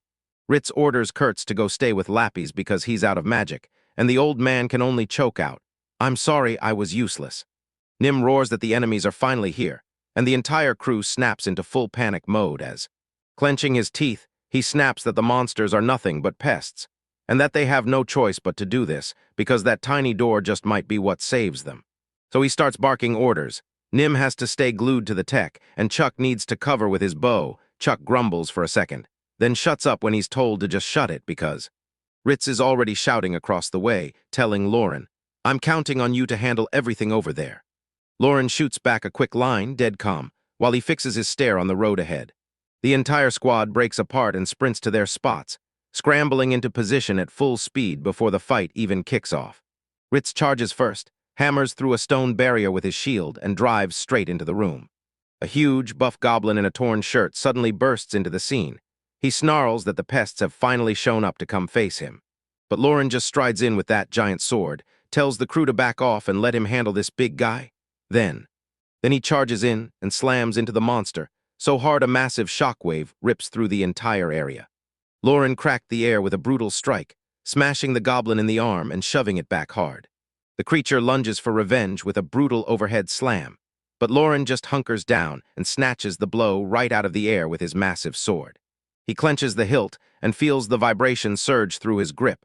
His weapon is finally butting up against its breaking point. Chuck stares at the exchange, blurts out, this is incredible, and then immediately calls over to Lapis to see how her progress is going. Ritz can feel the pressure crushing him. He shouts over the chaos, demanding to know how much longer this job is going to take. Lapis doesn't even glance up from her work. She snaps back that she's already doing everything she can, and she practically says, I'm trying to crack open an ancient ruin, so thinking she'll wrap it up in just a couple minutes is straight up insane. She keeps staring at the tech. So yeah, I'm saying she's gotta believe this won't drag on for a full hour before it's done. Nim blurts that they're out of time, she's almost out of arrows, while Kurtz fires back that his magic won't hold much longer either. Chuck keeps swinging at the horde, snapping curses under his breath as if the enemies refuse to ever stop pouring in. Lauren's already sweating as the fight drags on, and he blurts out that the enemies feel stronger than ever, so much so he can't tell if he's losing it or if something's really changed.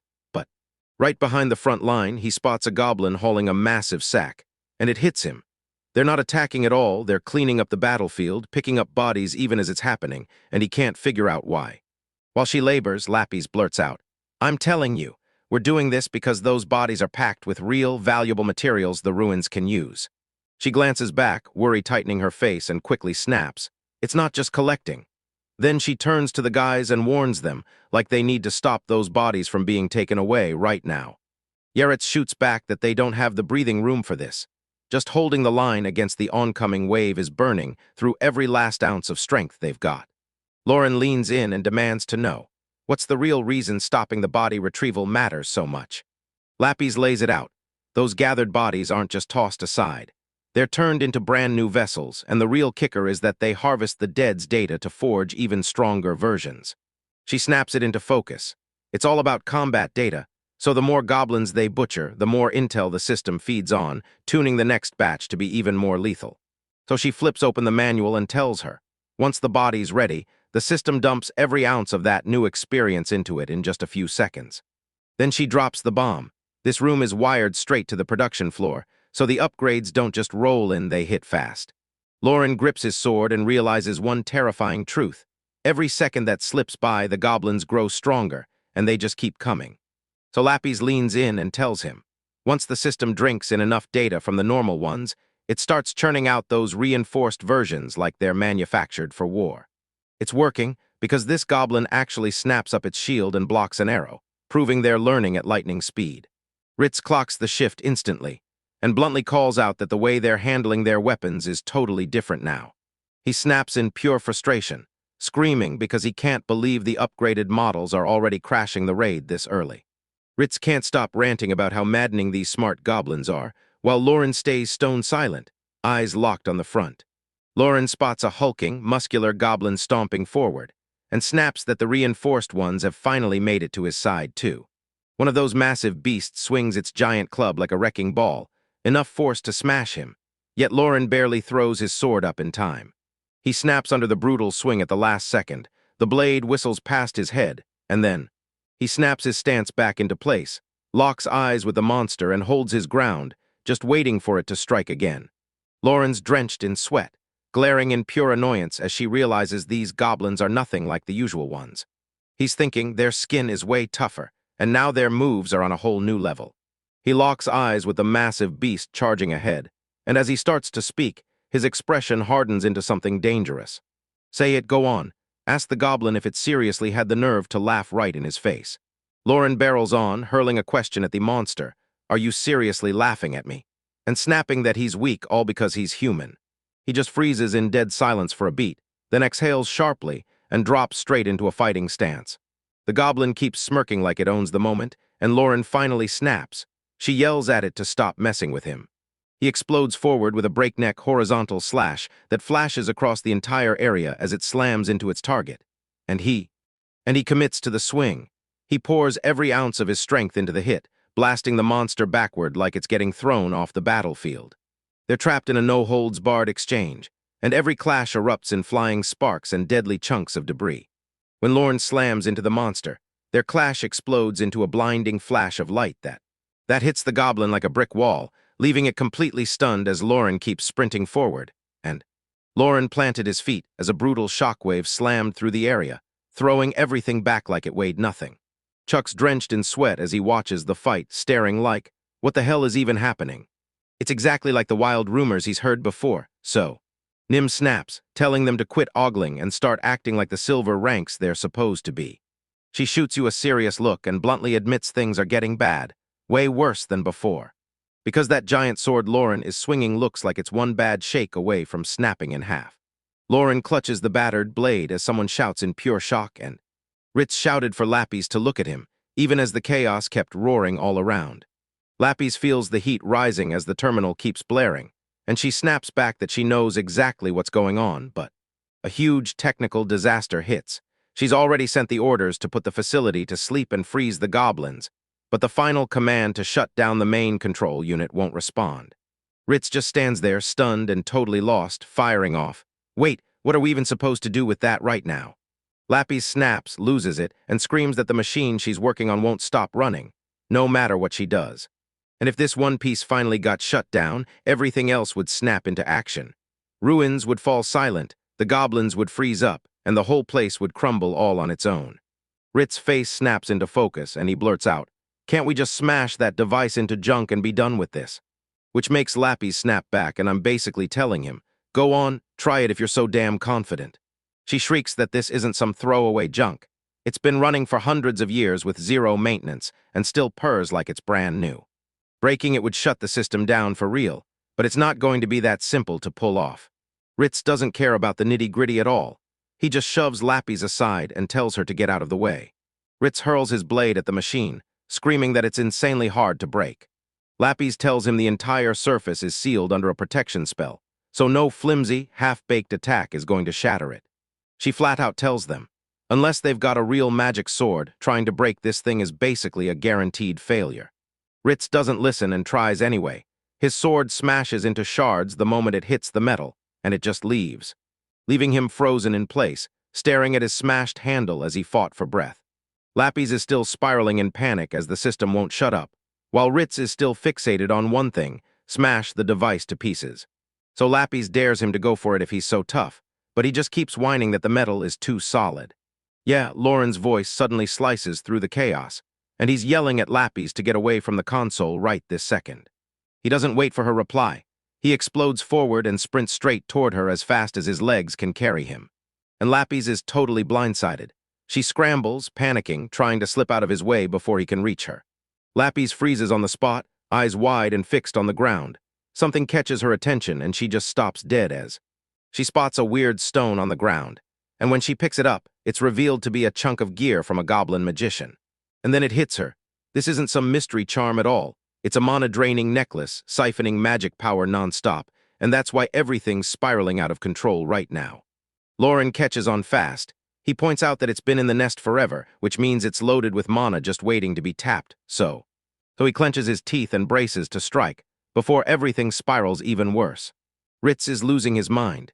He locks eyes on his shattered blade on the floor, then howls at it like it might actually obey. Dude Kurtz just freezes. He can asterisk feel the air shift in an instant, and he blurts out, "Wait, did the protection spell on that machine just vanish?" And just when everyone's distracted, a whole pack of goblins bursts in from the shadows, weapons in hand, swarming like a nightmare. Chuck spots them rushing in and instantly panics. He shouts that the goblins are closing the gap, and this is it. They're in real trouble now. That shattered sword just lies there on the floor, and the moment the mob rushes in, the whole crew is left wide open and completely helpless. Lauren pours every last ounce of strength into one final move, screaming for the item to shatter as he slams it with everything he's got. He smashes the stone with a brutal blow. Then he's wiped out, bent over and gasping while the monsters are still right on top of him. But then everything flips. The goblin swarm suddenly gasps out, crumpling to the ground like stones, leaving. Ritz darts off, leaving the rest of the party frozen in shock, and blurts out, "Did the monsters just stop?" Because he can't wrap his head around what he's seeing, not even for a second. They're safe now. One of them jolts up, realizes he can move again, and realizes that blast of magic didn't hit everyone because the range was tiny. Which, Lapis gets a lucky break. She spots that the hit barely grazed her from the back where she's been cowering, and she can't stop smiling at how it all turned out. And she tells Lauren she's genuinely blown away that he pulled off a plan like that under so much pressure. Lauren's standing there, drenched in sweat and looking completely wiped out. He tries to snap back with a reply, but Lapis refuses to let it slide. She barrels in on him, snaps that pulling a stunt like that out of nowhere is way too risky, and right as he tries to walk off, his legs finally betray him. He stumbles, then crumples to the ground, wiped out by pure, brutal exhaustion. Lapis yells for Lauren as he finally maxes out, then slams face first into the dirt while Ritz hangs nearby, watching as one of his team members points at the chaos and demands, "Ritz, look at this." Ritz can't even get the words out. He just freezes, staring in pure disbelief at how it all ends. But later, Lauren finally snaps his eyes open. And there's Lapis, right in front of him, smiling like she's been waiting forever, telling him she's so relieved he's awake at last. Lauren just wants to crash and rest in bed, but Lapis plops right on his stomach and keeps reading a book there like she owns like it's the most normal thing ever, except Lauren's not taking any of that. She shoots her hand up and flicks her forehead. She clamps a hand to her head, grimacing in pain, while he snaps that she can't just act like it's okay to sit on guys like that. Lapis shrugs it off, snaps that there was no other seat and tries to defend herself. But Lauren isn't buying that for a second. He argues that even with no chair, she could have just used the empty space on the bed instead of. Lapis doesn't use him as a cushion. She just looks away, pouts hard, and gripes that the bed's way too stiff and it's killing her poor butt. Lauren slowly comes to, blinks at her surroundings, and blurts, "Where am I? Is this a hospital?" Lapis leans over him, confirms with zero doubt that they're in a hospital, then fires off. "Want to hear what happened after you face-planted?" She steps in even closer, pressing him like, "So how much of that fight do you really remember?" Lauren pauses mid-sentence and tells him, "I only have memories up to the second you hurled that giant sword at that machine." And the story cuts off right there. So Lapis tells him his brain's firing perfectly, and she calls his freakout the good kind of rage, like the kind that actually helps. It smacks him right off guard. So he blurts, asking her if there's really any difference between a good and a bad way to lose it like that. Lapis flashes a grin and says, "Of course." But the second it lands, she darts away from it and fires back with, "What happened right after he tossed his sword?" Later at the guild, An AWA staff member scans the paperwork, nods, and fires off a heartfelt thank you for the complete report they turned in on the ruins investigation. The official claps them on the back, praises them to the skies, and tells them to snatch their reward money from the window right beside them. He glances back at the board for a split second and drops, "There's one more thing you should know." Back at the counter, the receptionist flips through the ID tags the group just returned with, and confirms they really are from that silver rank party. Who else would have done the same job? She says it was a four-man team, then starts to drop the leader's name, while Lauren just gapes at that cracked, dirty metal tag. A staff member's voice drops as she admits she's worried. She can only hope they'll find the rest of that guy's personal stuff when they sweep the area again. For now, she shoves everything back where it belongs, then tells Ritz and the others, "Don't worry, our guild will take care of the rest of the paperwork from here." Later on, Ritz stands outside, staring up at the sky, replaying the moment it finally clicked. He learned the names of the party that went missing. And in that moment, he finally admits it to himself. He didn't want some dumb report. He wanted those names spoken straight from the guy's own mouth. He shakes off the heavy mood and steers the talk straight into the nitty-gritty of the investigation they just finished. Scratching his head, Ritz admits they never found real treasure. And once they forked over for all their gear and the hospital bills, they're flat-out broke. So Oxy glances at him with a sly little smile and tells him, "Even if we're broke, this is still one huge win." And the wild part is, every single one of them made it back home alive, no matter how brutal everything they faced got. Kurtz wears this calm smile, shuts his eyes, and admits it. He's just overflowing with joy that he finally got to meet those two. Ritz freezes for a heartbeat, eyes locked on the distance like he's just recalled something huge, then blurts out that now that he's thinking about it, But he can't shake how wild Lawrence looked back in that control room. Watching him fight again instantly dragged up a specific legend in his head. Ritz starts chanting an ancient tale about a warrior whose body moves like the wind itself. And he lays it all out. This rumor says that once that wind sweeps through, anything it leaves behind gets ripped to pieces. With that bandage on his head looking way too serious, Ritz can't help but wonder, could Lauren be the legendary mercenary the world calls the Severing Wind? He shakes the thought off on the spot, telling himself there's just no way a mercenary with a legendary title is going to be stuck slumming around as a copper-rank adventurer. Still, he can't shake the unease. Something feels off, like it's way too strange that more than one person is that skilled, especially when Lauren used to be a mercenary. So Lapis pops up from the side and snaps at the guys if they've got the energy to sit there and gossip. Then they better start patching up their injuries before someone yells out in pain. She just stands there stone calm, and somehow her composure keeps the whole conversation barreling straight to the next point. Lapis grins and says the commands she sent into the ruins hit dead on. Then, with the control device smashed, the security lock finally gave up and cracked wide open. She grins and says the ruins are basically trash now, and Lauren snaps his head up like, "Wait, is that actually true?" Lapis yanks the truth out. This device is so smashed that its magic circuits basically evaporated, all thanks to the necklace's power, and honestly, modern magic can't even get close to tech on that level. She says Ritz and his crew kept griping about the smaller rule, and she's convinced they were only half joking when they said it. Lauren snaps to it. If the assignment they were counting on is completely useless now, then of course they'll slash their pay. Lapis nods and flat out admits the mission was a bust. No real wins, nothing to show. Yet somehow they still walked away with a solid payout in the end. Lawrence exhales hard and admits it's brutal. Even with the money, the whole mess still blows up and ruins things for everyone. And right then he starts panicking, thinking, I should go find Ritz and apologize later, while Lapis just stands there, staring at him like she's watching the stress sink into his skin. She stays silent, but her mind is screaming. These weird links to Ritz's crew could totally blow up in her face later. The talk turns to the ruins themselves. Lapis says another team will sweep the place one final time before the entrance gets sealed up for good. Lapis wraps up by saying the device is total junk now, so ditching it is fine. Yet she's still taking zero chances, like she's determined to be extra careful. Lauren lies there, wrapped in bandages, and just nods, eyes catching the truth as the whole mission finally slips into over.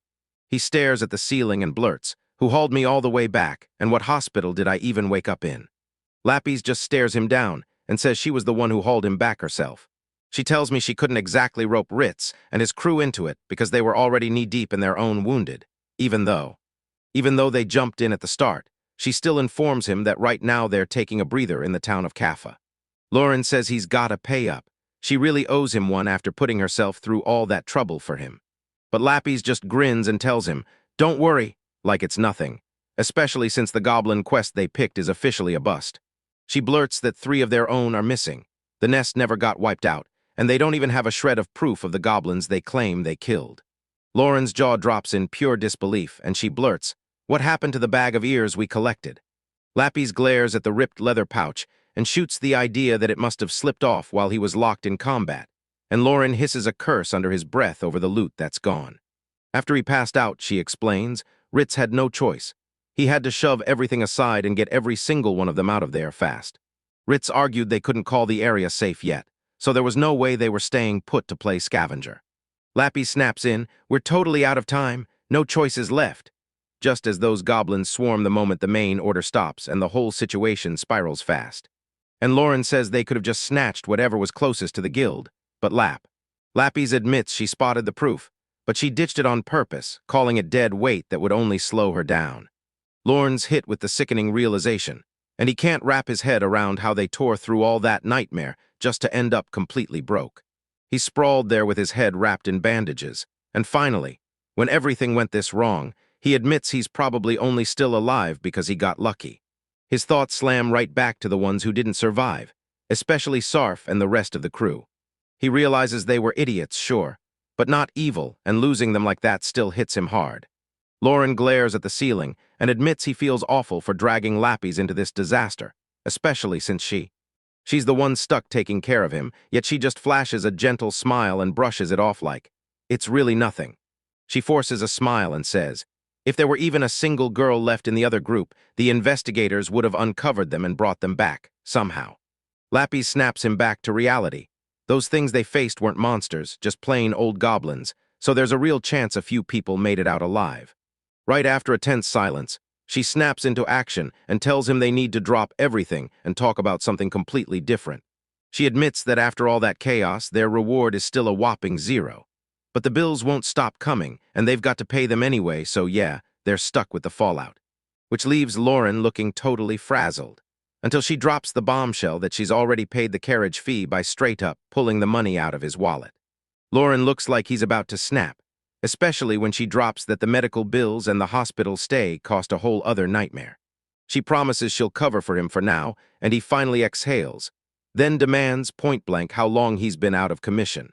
Lapis figures it's roughly 3 days total, counting the full day of travel and the 2 brutal days he spent getting treated in the hospital. Lapis keeps grinning like nothing's wrong, then snaps down the numbers and tells Lauren the total, 5 whole silver coins. So much that Lauren almost chokes on the biggest sigh of his life, but she just waves it off like none of it even matters. She leans in real close while he's still sprawled there and whispers that he doesn't have to stress about the cash at all, because she doesn't just hand it over, she makes him a promise. No interest ever, even as Lauren shakes her head and points out he wouldn't be able to pay her back anyway. Lapis doesn't stop there. She even tells him she won't hound him about the money, and she's totally cool with him paying her back little by little over time. Lauren just stands there, eyes locked, like her gut is screaming that something is seriously off, and he even calls her out, asking straight up if this deal feels way too good to be true. Turns out that crazy generous offer she's making has one super specific reason behind it, and the truth is way bigger than you think. Truth is, she tracked him alone on purpose, making sure he got wiped out, broke to the bone, and fully hooked on her. She knows baiting someone with money is a total low blow, but at this point she's barely fazed. If it works, she's in. She gulps down her nerves and tries to explain. Maybe it's not cash she's after, but something else she's secretly craving from him. Lapis steps right into Lauren's space, stares him down like it's life or death, and demands he just tag along with her for a while, and she breaks it all down fast. If they're a duo, they're basically a real party, which instantly shuts down the creepy guys and makes them look legit to anyone hiring adventurers. She bluntly says, "Sure, I'm a demon with power to spare, but a lone girl playing priestess. That kind of target is basically trouble with a spotlight on it, so she leans in even closer and whispers that he's got real talent. Yeah, the biggest thing. After everyone finds out she's a demon, something most people can't stand, Lauren still doesn't change a thing, and she doesn't treat her like a monster either. She tells him straight to his face, there's one reason she wants him, and it's him, specifically, above everything else. Because to her, maybe he's someone she can finally trust, and the same guy who just saved her life. She's telling herself, if he can just drop the money talk for a second, having a priestess by his side is going to be a huge boost for his career anyway. Lapis locks eyes with him, refusing to blink, then fires a straight-up question. What does he really think about all this? And doesn't let him breathe, leaving. Lauren's just sprawled there, staring up at him. Then he finally snaps and admits he's in no shape to tell her no right now. Lapis scoots in close, eyes blazing with anticipation, and asks if this means he's finally ready to say yes to her proposal, and Lauren fires back, demanding she promise to stay put until his massive debt is finally wiped clean. Lapis flashes a massive grin and tells him, I'm totally fine with those terms, like it's no big deal at all. As she finally tells Lauren, don't worry, I'll be watching over him from here on out. Lauren lets out a heavy sigh, agrees, and then shoots him a look like, okay, but you've got to let me go right now. The scene snaps forward, and boom. Lapis has been hiding a tiny secret about this mission, and it all comes down to this because, after everyone left and she was finally alone, she looked back and realized, somehow, that this whole job turned out to be a huge win for her personally. She flashes back to that night she was hunting for the manager's manual, then slips her hand into a stash of pricey jewelry, smugly patting herself on the back like she just outsmarted the thieves, while most of what she swiped turned out to be top-tier magic gear, until she grabbed that one necklace and the magic in the whole area suddenly vanished. She's counting the cash and giggling under her breath, because yeah, now they've got plenty for the road, even though it stings a little knowing Lauren's debt is just going to keep snowballing. Lapis wears a relieved, satisfied smile, because deep down she feels like even all that chaos still worked out somehow. Lauren, a bronze-rank adventurer who used to be a mercenary, is completely broke, and that means her real journey is only just about to begin. And teamed up with Lapis, turns out she's a demon wearing a priestess mask, and she's determined to figure out how the whole world really works. Meanwhile, in a crowded tavern, a group of guys trade horrified whispers. Another village has just been wiped off the map. And one of them blurts out, where'd it happen this time? Then they realize it was that northern pioneer village they'd been hearing about. He clenches his drink and goes off on a rant, saying the big shots only want to gobble up more land so they can squeeze out even more tax money. They keep shoving these reckless expansion plans down everyone's throat, but they never lift a finger to actually protect the farmers doing all the work. Lauren sits nearby, soaking it all in as they rant about how the ones in power just grab whatever they want, then leave everyone to die because, no matter how you spin it, money still calls the shots. He finally clocks it. Same exact story for everybody, from plowtoilers and nobles to mercenaries and adventurers like him. Lauren just zones out, staring into nothing, realizing he desperately needs cash, because things are looking downright grim. He's done fighting his own thoughts, so he guzzles his drink and crashes his face onto the table with a brutal, heavy sigh. Lapis strides in, grabs him on the spot, and demands to know if he's really been pounding alcohol since the sun came up. It snaps his focus. She tells him she gets it. After getting stuck in the hospital for 2 extra days, all he wants is a drink, but right when you think she'll drop it, she goes straight for the jugular, asking where he even got the money to pay for that mug. Lauren starts sweating, and when she asks if he's already forgotten they're basically broke, it hits him. He might have messed up. It's a brutal spot for a guy who only became an adventurer because his old mercenary squad got wiped out. Now he's completely screwed. Cornered into doing insane jobs just to keep breathing, Sile got stuck with his current partner, exactly like that. A girl named Lapis travels with him, but don't be fooled. She's a demon in disguise, hiding right in front of everyone.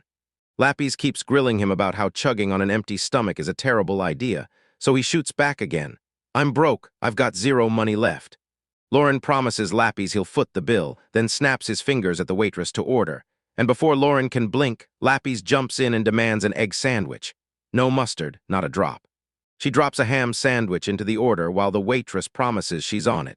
And Lauren can't help thinking, Lapis is way smarter than any normal priestess. Lapis tells the waitress, just put Lauren's drink on my tab, while Lauren sits there, stunned at how wild it feels to juggle both holy skills and her own demon magic. He figures out that tagging along with her is basically a dream come true for a rookie adventurer, yet this weird stress still claws at him. Lauren shuts his eyes, lets out a long breath, and can't figure out why he keeps sighing, because honestly, it's not even that bad. He leans into the waitress and asks the price of that ham sandwich. She smiles and says, 5 copper coins, same exact price as the egg sandwich he just bought. Reality slams into him.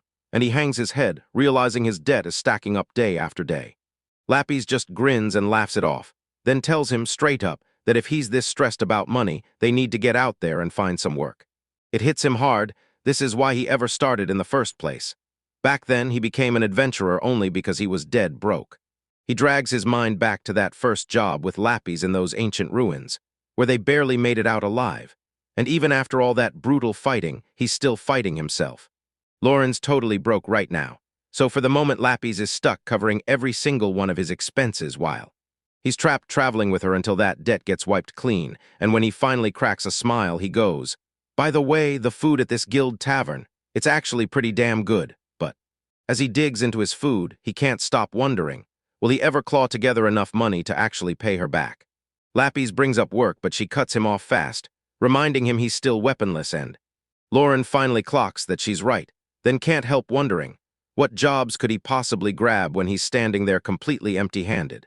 Lapis shuts him down. Cleaning the sewers is totally off the table, because that nasty smell would cling forever and never, ever wash off. Because they're supposed to travel together, she doesn't want to be anywhere near him, especially if he reeks like a straight-up sewer drain. Nah, she grins and tells him she's got a way to kill that stench for good. If he's truly desperate, they'll take the job. Lauren can't shake the feeling her fix will cost a fortune, way more than the reward, so he challenges the situation and asks if they've got any other options they can try. Lapis takes another bite of her sandwich, then tells everyone she's going to have to sit and really think it through. Lapis tells Lauren to drop the heavy talk for now and just power through their meal first. But Lauren shoots back across the table that it doesn't feel like any of this is some wild, complicated mess. Right then, those random dudes at the next table started whispering like it was a secret mission, hissing for everyone to keep an eye on Lauren. They keep hurling trash at her, calling Lauren a total leech who's only living off some girl, and they jeer at him for being stuck at copper rank, and they crack up like it's hilarious, because he gets a girl to pay for his lunch. The dude slouches back, mocks them harder, and brags that he wouldn't mind grabbing a few of those leftovers himself, while Lauren spots their tags and goes, "Wait, these aren't random guys, they're actually iron rank adventurers." Lapis takes a sip of her drink, tells him to just ignore them, and Lauren fires back, saying, "Let them keep talking like that and they'll never quit treating you like some kind of joke." So Lapis fires back, asking if that's really just how mercenaries do things, because honestly, she thinks it's pretty dumb to even waste her time on guys like that. Lapis leans in with a sharp grin and snaps that guys like them are just seething, because they can't find a woman who will actually let them stay the leech. Which fires the guys up on the spot, and one of them rockets to his feet, shouting, "What did you just say?" Lauren slips out a quiet chuckle, and the look in his eyes flips, sharp, dangerous, and way darker than before. He tells Lapis she played them perfectly, baiting them out like a pro. Then he's stepping in to wipe them all out real quick. Lapis doesn't even blink. She just tells him, cool as ice, that murdering people is still a crime, so yeah, he'd better skip that part. She tells him that most adventurer brawls get shrugged off as bad luck, but if he tries robbing the crew right after, the cops will haul him in for it. Ilorn shrugs off the question with a half-hearted answer, and Lapis immediately warns him. If he smashes anything in the shop during the fight, he's paying for every piece. Then she flashes a smile and promises, "I got the bill, so you can go as hard as you want," even while Lauren is trying to kill his mood. The iron-ranked bully taunts them from across the room, bragging he'll let it slide if Lauren drops to the floor, begs, and hands the girl over, because apparently a priest is always handy. He keeps needling her, sneering that Lauren's probably already bored of her, so he decides to throw her off to them instead. One of the guys totally snaps, screams at Lauren to just hand the girl over already. Lauren says nothing, then his fist tightens hard and he snaps into motion. The guy gets yeeted across the room, slams into the wall, blasts out a massive crater, and everyone else just stands there in stunned silence. Lapis lets out a frustrated sigh, stunned that anyone would dare spit such trash at a woman. She even steps in and clocks the other guy herself, and when she drops him, pure irritation is written all over her face. Later, Lapis turns to Lauren and asks, straight up, if they're really just picking herbs, because to her, that sounds like the most boring job choice ever. Lauren says it's just the forest right by town, no creepy monsters in sight, so they don't even need gear, but Lapis blurts out that at 2 copper a plant, Ahil still needs 750 to wipe out his debt. Then Lauren snaps at her to shut up because she's completely ruining his vibe. Lauren just stands there, staring at the tiny plant cradled in his hand, feeling completely out of his depth with work like this. Lapis keeps whining that the whole trip is a total bore, and Lauren finally snaps, asking what the heck she thought she was doing showing up at all. Staring at the plants they'd collected, Lapis suddenly blurts that she can't keep freeloading. She needs to start making money for herself, too. She stalks right behind Lauren, warning him it'd be brutal to end up footing his bill, then casually drops the bomb that he's missing a whole bunch of the herbs they're supposed to be tracking down. Lauren just mutters under his breath, admitting he's straight up not built for this kind of boring, drag-it-out work. He lets out this huge sigh thinking, give me one real fight and I'd wipe my whole debt in the blink of an eye. Lapis just smirks at him and drops the obvious truth. If a fight erupts, he's got zero gear to even use. Lauren has to swallow her pride and admit he's right, but he's still steaming, because it feels like they've barely collected anything that's actually worth selling. Lapis tells him, that's just how it goes, because this is a basic quest anyone can grab, so the tiny amount you've got is actually totally normal. Lauren clocks that she's right, throws her hands up and says, let's call it. Then they turn around and start heading back to town, so Lapis starts rattling off numbers out loud. 30 copper for a room, 7 for food, 2 for a drink. So every single day, just to survive, she's scraping together about 50 copper. She stares at that tiny bag of herbs and realizes the brutal truth. After all that sweat, they're still about to lose money today. Lapis tells Lauren to just borrow more money from him for some real gear and start fresh. But the second he says it, he shuts that idea down hard in his own mind. She can't stop wondering how any copper rank adventurer pulls in enough cash to even live, because everything around her feels so brutally broke and bottom of the barrel. She assumes it's the same cycle for all of them. Debts crush them, they chase paycheck dreams they can't pull off, and the moment they fail, they either drop dead or vanish for good. He points out the only smart play is to grind to iron rank, because a real party won't even consider recruiting him unless he's solid. Then Lawrence just lets out a heavy sigh at how brutal the world really is. Lawrence can't shake the thought that his mercenary days might have been better, especially when it came to the money, at least compared to this. He finally figures out that the bosses and the math guys back then weren't just working. They were drowning in problems way harder than he ever guessed at the time. Lapis tells him that's life no matter how big or small the group, and then suddenly, Lauren yanks out her arm and shoves the bag of herbs straight into her face, totally wrecking her composure in the blink of an eye. Lapis snaps, asking if he's really trying to make her lug the bags, but Lauren shuts her down, insisting that's not the case, and telling her to just be quiet for a second. He stays locked on alert, eyes fixed on the forest ahead, and tells her there's no doubt something's moving nearby. Lauren says, if there's really something out there, we should just run, and Lapis shoots back. Yeah, I've got to admit you've got a point. But Lauren can't shake that gut feeling that something's seriously wrong, because his eyes stay glued to the trees. They both stop dead when they spot someone sprawled in the grass just a few feet away, and boom, she's a girl with long hair, crumpled on the ground like her strength just vanished, totally passed out. Lauren freezes in total shock as Lapis clocks it. There's a young girl out here, stranded and all by herself, and she can't help but wonder, what kind of person would ever choose to be in a place like this in the first place? Lauren asks if she might have gotten lost, but Lapis stops brushing it off and starts studying the girl's condition up close. He points out she's completely barefoot, yet the bottoms of her feet have 0 cut bruises on them. Lapis also clocks that her clothes are basically spotless, and that's creepy as hell, because if she truly walked here by herself, there's no way they should look that clean and... She wraps up her check and clicks her tongue. This girl has almost 0 muscle, and her skin is way too soft for someone who actually spends time outside. Staring at the unconscious girl, Lapis declares she looks like a pampered, high-class lady, like someone's been taking perfect care of her. Lauren's thoughts spiral deeper the moment she's out in the middle of a forest. That alone feels wrong. But right then, he suddenly senses something close by. A pack of forest wolves bursts out of the trees all at once, growling like they mean business, baring razor-sharp teeth as they leap, ready to tear into whoever's watching. They trap the whole group, and Lauren blurts to Lapis that they've got to clear this mess out right now. Lapis nods, agrees to do it, and then... He points out there isn't even a weapon on it, but Lauren doesn't look bothered one bit. Then he cracks his knuckles and... He strides up to the pack and dismisses them as nothing but puppies he could crush with his own bare hands. The first wolf charges, so Lauren explodes forward with a brutal punch, blasting it away with a shockwave that cracks the air.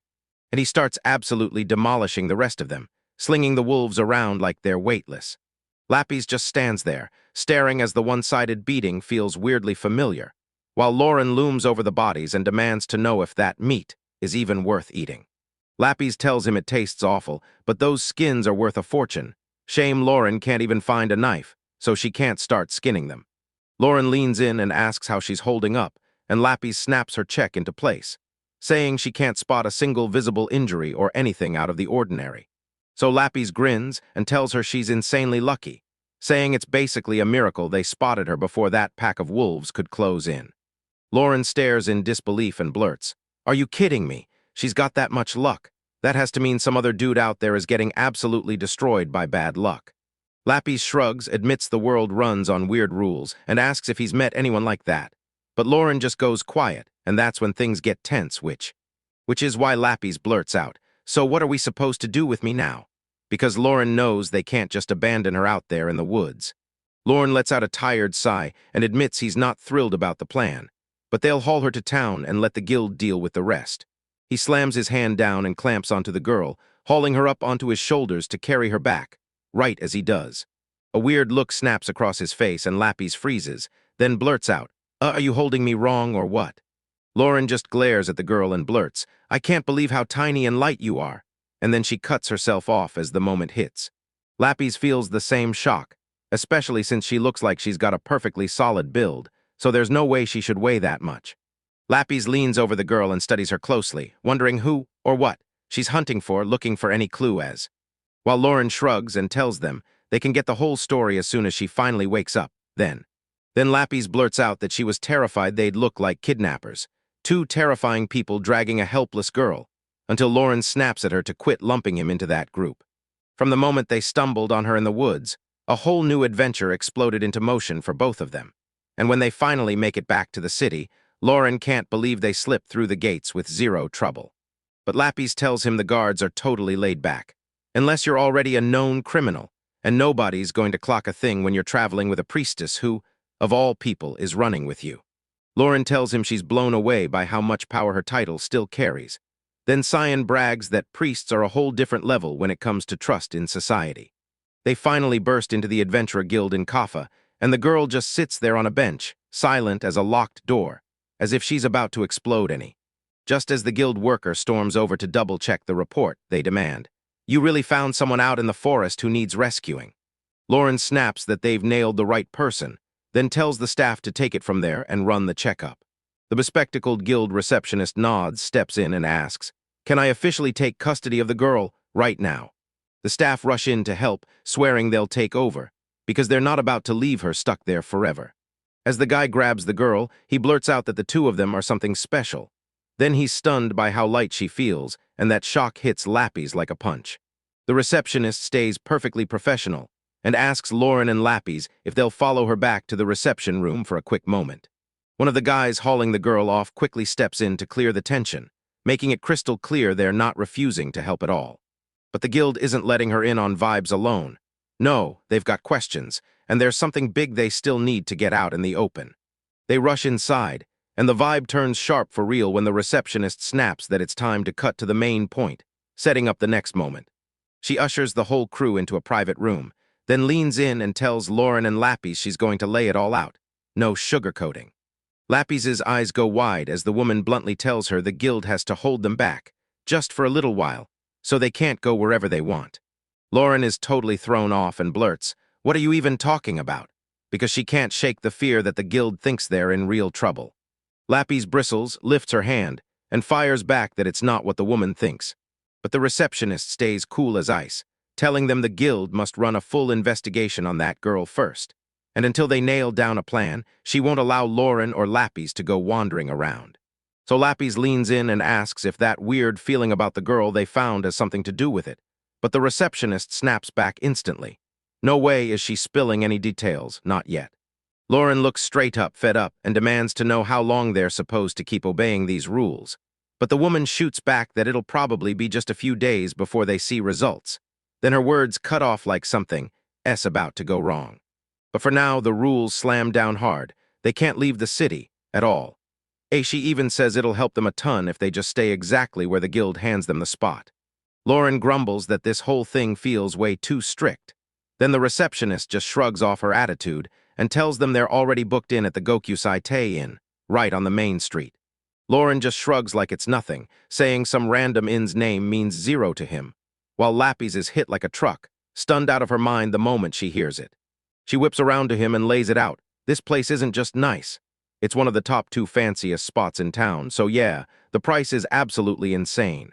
The receptionist snaps back in, insisting the guild is clearly footing the bill for their rooms, and even every single meal. She even tells them, need entertainment? Just charge it to the guild, I'll deal with it later. Lauren can't stop herself from thinking, are adventurers really this easy to hook with a little flashy bait? Lauren isn't buying a single word of this. She stares the receptionist down and calls out how painfully obvious the special treatment is, then cuts him off mid-sentence with, he's. Skeptical because in the mercenary world you don't trust a job that starts off screaming insane pay. You steer clear fast. Lapis chimes in from the side, telling him to just play along and be grateful, and Lauren cuts in, snapping that he doesn't need her, or anyone lecturing him about feelings. Lapis whips her attention back to the desk and tells the receptionist she's got a major problem with how they're being treated, and Lauren fires off the question, demanding to know what's really going on with that girl they rescued, and Lapis jumps in too, making it clear they're not sitting idle with their hands tied until they finally get the answers. She locks eyes with the woman and demands the truth, straight up, because she wants to know just how bad this mess is going to crawl back and haunt them. The receptionist stays professional, flat out saying the risk is super low, since a few guild staff swear the girl looked familiar, but they can't be certain of a single thing until she finally wakes up, and it'll take days before they can confirm who she really is. Lapis snaps it all together. She realizes the guild isn't trying to trap them for good. They're just keeping them close long enough to be 100% sure Lauren and Lapis have no link to the girls from their past. She flashes Lauren a huge grin and tells him it's clear. They're all set to roll with the guild's plan. Lapis beams and says the guild just needs to confirm they've got nothing to do with that girl in the woods. And then they're officially in the clear. She's practically vibrating with excitement about getting to go all out for a few days on the guild's tab. But Lauren isn't celebrating yet. He barrels straight in and drills the receptionist, asking if she really got the money sorted for their rooms like she promised. The receptionist stays cool and professional, promises to slam the paperwork through right away, then leans in and asks if a double room at the inn called the Gokyusai works for them. Lauren takes it terribly. He snaps into yelling mode, insisting they need 2 separate rooms and saying the whole deal is off unless she can handle that request. Lapis shrugs like it's no big deal, saying she wouldn't mind sharing it all. Then Lauren snaps even harder, because the second he tells the priestess to show a little more self-respect, it's clear he's talking down to her. As they head out, Lapis blurts her thoughts.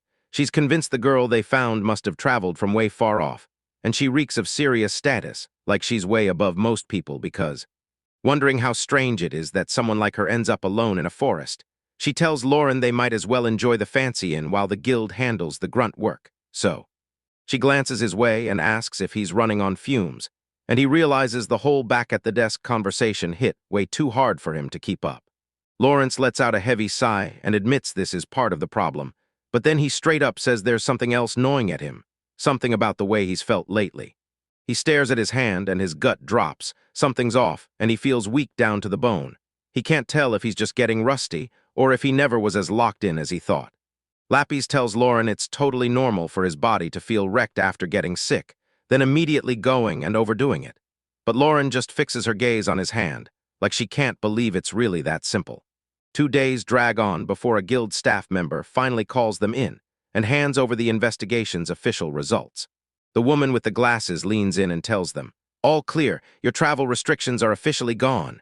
She thanks them for jumping in to help, waves them back toward their normal lives, and Lapis isn't buying it at all. She snaps back, asks if that's seriously all they're getting, and demands a real reason why the people who matter aren't getting a proper explanation. The staffer drops their gaze and admits the guild's higher-ups have ordered the rest of the details to stay hidden. She tells them point blank, the whole thing is classified and only adventurers who have climbed to iron rank or higher are allowed to hear the full story. Lapis snapped, burst into yelling, and reminded the lady that they were the ones who saved the girl first, so they had every right to demand what was going on, no matter the rules. Lauren suddenly clamps onto her shoulder, yanking her by surprise and leaving her completely off balance. Lauren shoots the staff member an apology and blurts that his partner is a priestess of the god of knowledge. She simply can't tolerate people keeping secrets from her. The worker admits she's heard the rumors about people like her, but she doesn't flinch. She holds her ground and says the call is up to the guild, so there's nothing else she can do. Lauren nods at the lady, says, "I've got it," and backs off hard. No pushing for anything she isn't allowed to tell her. But he leans in and asks if the info's been made public yet, begging her to clear it up for him. The receptionist nods and confirms it, then lets you in on the real kicker. They've already decided exactly who needs the info and gave everyone the rundown. Lauren cuts it off right then. She tells them they'll snatch their freedom and head back home after they finish checking out of the inn. Lapis starts to argue, but the staff member shuts her down and instead turns to Lauren, thanking her for all her help. As they head off, Lapis looks furious and snaps, "Why'd you dump the whole thing like that?" And it throws her straight into what comes next. She leaned in and demanded to know if he really had some secret plan brewing. Lauren tells you that pushing her any harder would have got nowhere.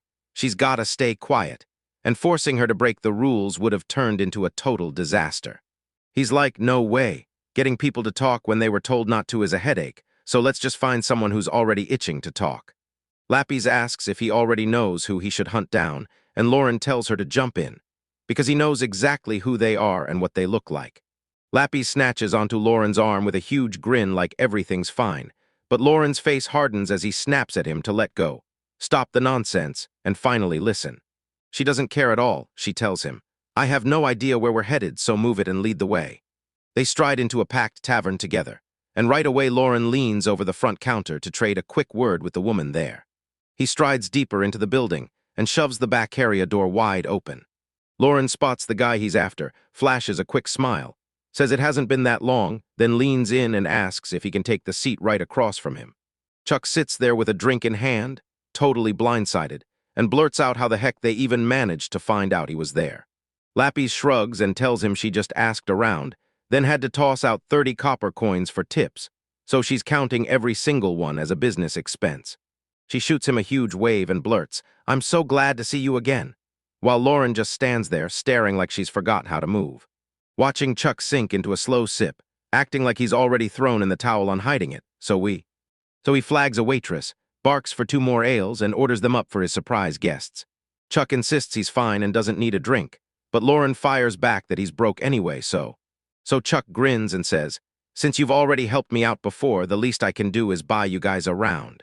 Lauren stares at the drinks, then shrugs and says he didn't even do much, because the whole job totally blew up on them. Chuck snaps at him not to be an idiot, because even if the pay is trash, they're lucky they even crawled out alive, so Lauren admits he's right and they agree to drop it. Then Chuck snaps, "Fine, but why'd you guys really hunt him down if not for that?" He leans in close, eyes locked, and demands to know what they truly want from him while. Now Lapis blurts out that, just a couple days back, they stumbled on a random girl out in the forest and Chuck gets blindsided and demands, "Wait, are you the ones who kicked off that whole mess?" Because he heard the guild is handing out special requests to the high rankers about it. Lauren just blurts out that Lapis is the one who pushed for digging up more info, which finally clicks for Chuck as he nods along, piecing together why they showed up in the first place. Chuck leans back, flashes that silver rank badge, and basically says, "Relax, I'm not some amateur, I'm not about to spill info to anyone." He snaps that only low-tier trash spills job details, and the kind of guys who do that never even make it to silver rank. Lauren nods along, then points at the real truth. If money's on the table, Chuck is the only guy she knows who'd actually sell that information. Chuck thinks for a second, then says, "Lauren helped Nim, so I'll finally spill. Just promise you'll never tell anyone I was the one who said it." Lauren promises she won't stir up any trouble, and Lapis immediately throws her head in agreement. She's all in too. Chuck finally caves, but he shoots them a warning. He has no idea if what he heard is even real, so he can't promise a thing. He tells them, "You decide," then launches into everything he knows, word by word. Maya finally learns the truth. The girl they rescued is none other than Sheena Lombardia, hailing from the city-state of Hansa. Lauren frowns at the name and Lapis jumps in, explaining it's a tiny country, about 3 days south by carriage. She doesn't know the girl's name, but she swears the Lombardia family is a huge power, so big they basically run the entire city. Chuck clocks that Lapis somehow knows a ton about the Lombardia family, and she just smirks at him like, "Yeah, maybe you should thank me more for staying on top of my homework." Chuck powers through and then drops the bombshell. The girl they found, Sheena, is the sole daughter of the man who rules the whole city-state. He takes a drink, then tells her social status is so high it's honestly unreal. And since her family name carried weight, the higher-ups couldn't just shove her aside like a common nobody or lay a rough hand on her. Lauren stares with a serious face, nodding along as he struggles to understand why someone this important was out there in the first place. He fires off the obvious question. If she's really that important, then why are **he* and Lapis the ones getting locked down and watched like hawks? Chuck leans in and tells him, look, it's actually simple. Those in charge just didn't want them out there talking and spilling what they saw. He lays it out bluntly. Finding a high-class girl dumped out in the woods looks terrible, and if that rumor leaks, all kinds of sketchy creeps will swarm in fast looking to use her. Chuck points out that no one ever officially asked them to rescue her, so there's no reward waiting, and they still can't even prove she's really the person they're chasing. Lapis is stunned they still can't verify her ID after 2 whole days, but Chuck shrugs it off like it's none of his business, and just keeps passing the info along. Chuck took another drink and pointed out that the guild staff swears the girl is legit, but the messenger they sent to her home city still hasn't returned. Lauren just shrugged like, they probably haven't had enough time to make the trip yet. Lapis jumps in and explains that these massive organizations usually hand their messengers magic items to fire off steady check-in signals, but it looks like those signals have gone dead quiet lately, and Chuck grins. That's why the guild is freaking out. They're terrified to mess up their relationship with a family that powerful because they can't afford to handle her the wrong way. With that danger staring them in the face, he admits the guild has already thrown out a call, asking for a bunch of iron-rank parties to help escort her back safely to Hansa and Chuck. But Chuck straight up admits the pay is kinda trash, so most silver-rank guys don't even bother looking. Lauren finally gets it. The info wasn't some massive secret at all. It was just that the guild never goes around shouting official orders to copper-rank adventurers like them, and Lapis goes silent for a beat before. Then she snaps her gaze up with a deadly serious face and demands, so what do we have to do to get pulled into all this mess? Lauren studies her and asks if there's some massive reason behind the obsession, but Chuck shrugs it off. She's just being her usual curious self. Lapis leans right into their faces and blurts out, I can't stop thinking about it. How does a rich girl who never lacked for anything end up passed out in the forest, days from civilization? She plants her feet and snaps that she can't just sit back. She has to know the truth, while Lauren, stuck in the background, looks totally wiped out. Lapis snaps that they're only copper rank, so the guild won't even spare them a second glance. Then she leans in and dares them to hunt for a loophole to crash the action. Lauren totally rejects it, insisting there's no way some workaround like that exists, but then Chuck cuts in, saying it's real, and Lauren freezes, completely blindsided. Chuck says that in rare cases, if a silver-rank adventurer backs you up, even copper-ranked adventurers can take jobs normally reserved for the iron-rank crew. He says since Ritz is already on it, getting them recommended should be a piece of cake. Just give me the green light, Ritz, and we'll cram into that mission for sure. Lapis lights up, thrilled, and blurts that it's a great plan. Then Lauren instantly clamps her hand over his mouth to cut him off. With a face set in pure seriousness, Boylern leans in and asks Chuck straight up if he's truly okay with all this, because he knows one mess-up will wreck the reputation of everyone who vouched for them. Chuck flashes a confident smile and tells him, straight up, that he doesn't think it'll be a problem at all. He's pretty sure Ritz would back that up, but he makes it crystal clear they're just throwing the idea out there. Lauren can do whatever he wants, but if he grabs that job. Bob Lauren yanks in while still gripping Lapis and tells them, straight up, that before they even think about starting, they'd better get every piece of gear and every weapon lined up the right way. Lapis starts blurting out wild excuses for why she's being so pushy, and Lauren is left facepalming so hard his head, in his hands, like he's already regretting letting her rope him into this. Lauren rushes up to Chuck, apologizes to him, and swears she'll get his gear situation fixed in a single day. Then she leans in and asks if they're officially ready to move forward with the plan. Chuck just bursts into laughter and taunts him, saying Lauren is way too soft, like she's basically the one giving orders and running the whole show. Lauren snaps at him to shut up. He knows exactly what's going on, so Chuck finally gives in and starts the paperwork, figuring the gear will be ready tomorrow. Chuck points out that with no silver ranks breathing down their neck, this recommendation should sail through, and Lauren fires back, I need you to make it happen. As soon as they're alone, Lauren shoots Lapis a look so serious it freezes the air. Then he straight up asked her to front him some cash.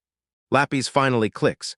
He needs it for gear like that giant sword he swings, and Lauren shoots back that if he doesn't buy it, he'll just end up weighing Chuck's team down. She blurts out, "So when does this mission actually kick off?" And Lauren snaps back that they've got at least 3 days because they've got to check on the rescued girl's condition before they... You think she'll give Lapis enough time to get the money ready? She's ready to help, sure, but she needs a whole day to grab the cash because she's totally short right now.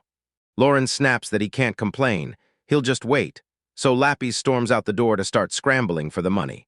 With Lapis gone, Chuck throws an arm over Lauren's shoulder and tells him, "You're not doing anything. Then stay, grab a drink with me." Chuck kicks back with his drink and roars with laughter, saying they've both got it rough because they've both fallen for some seriously weird women. Then Lauren just stares at him and snaps. How the hell did this conversation even get here? Chuck straight up admits he knows exactly what's happening, and even though Nim's been wearing him out, he's already caught feelings.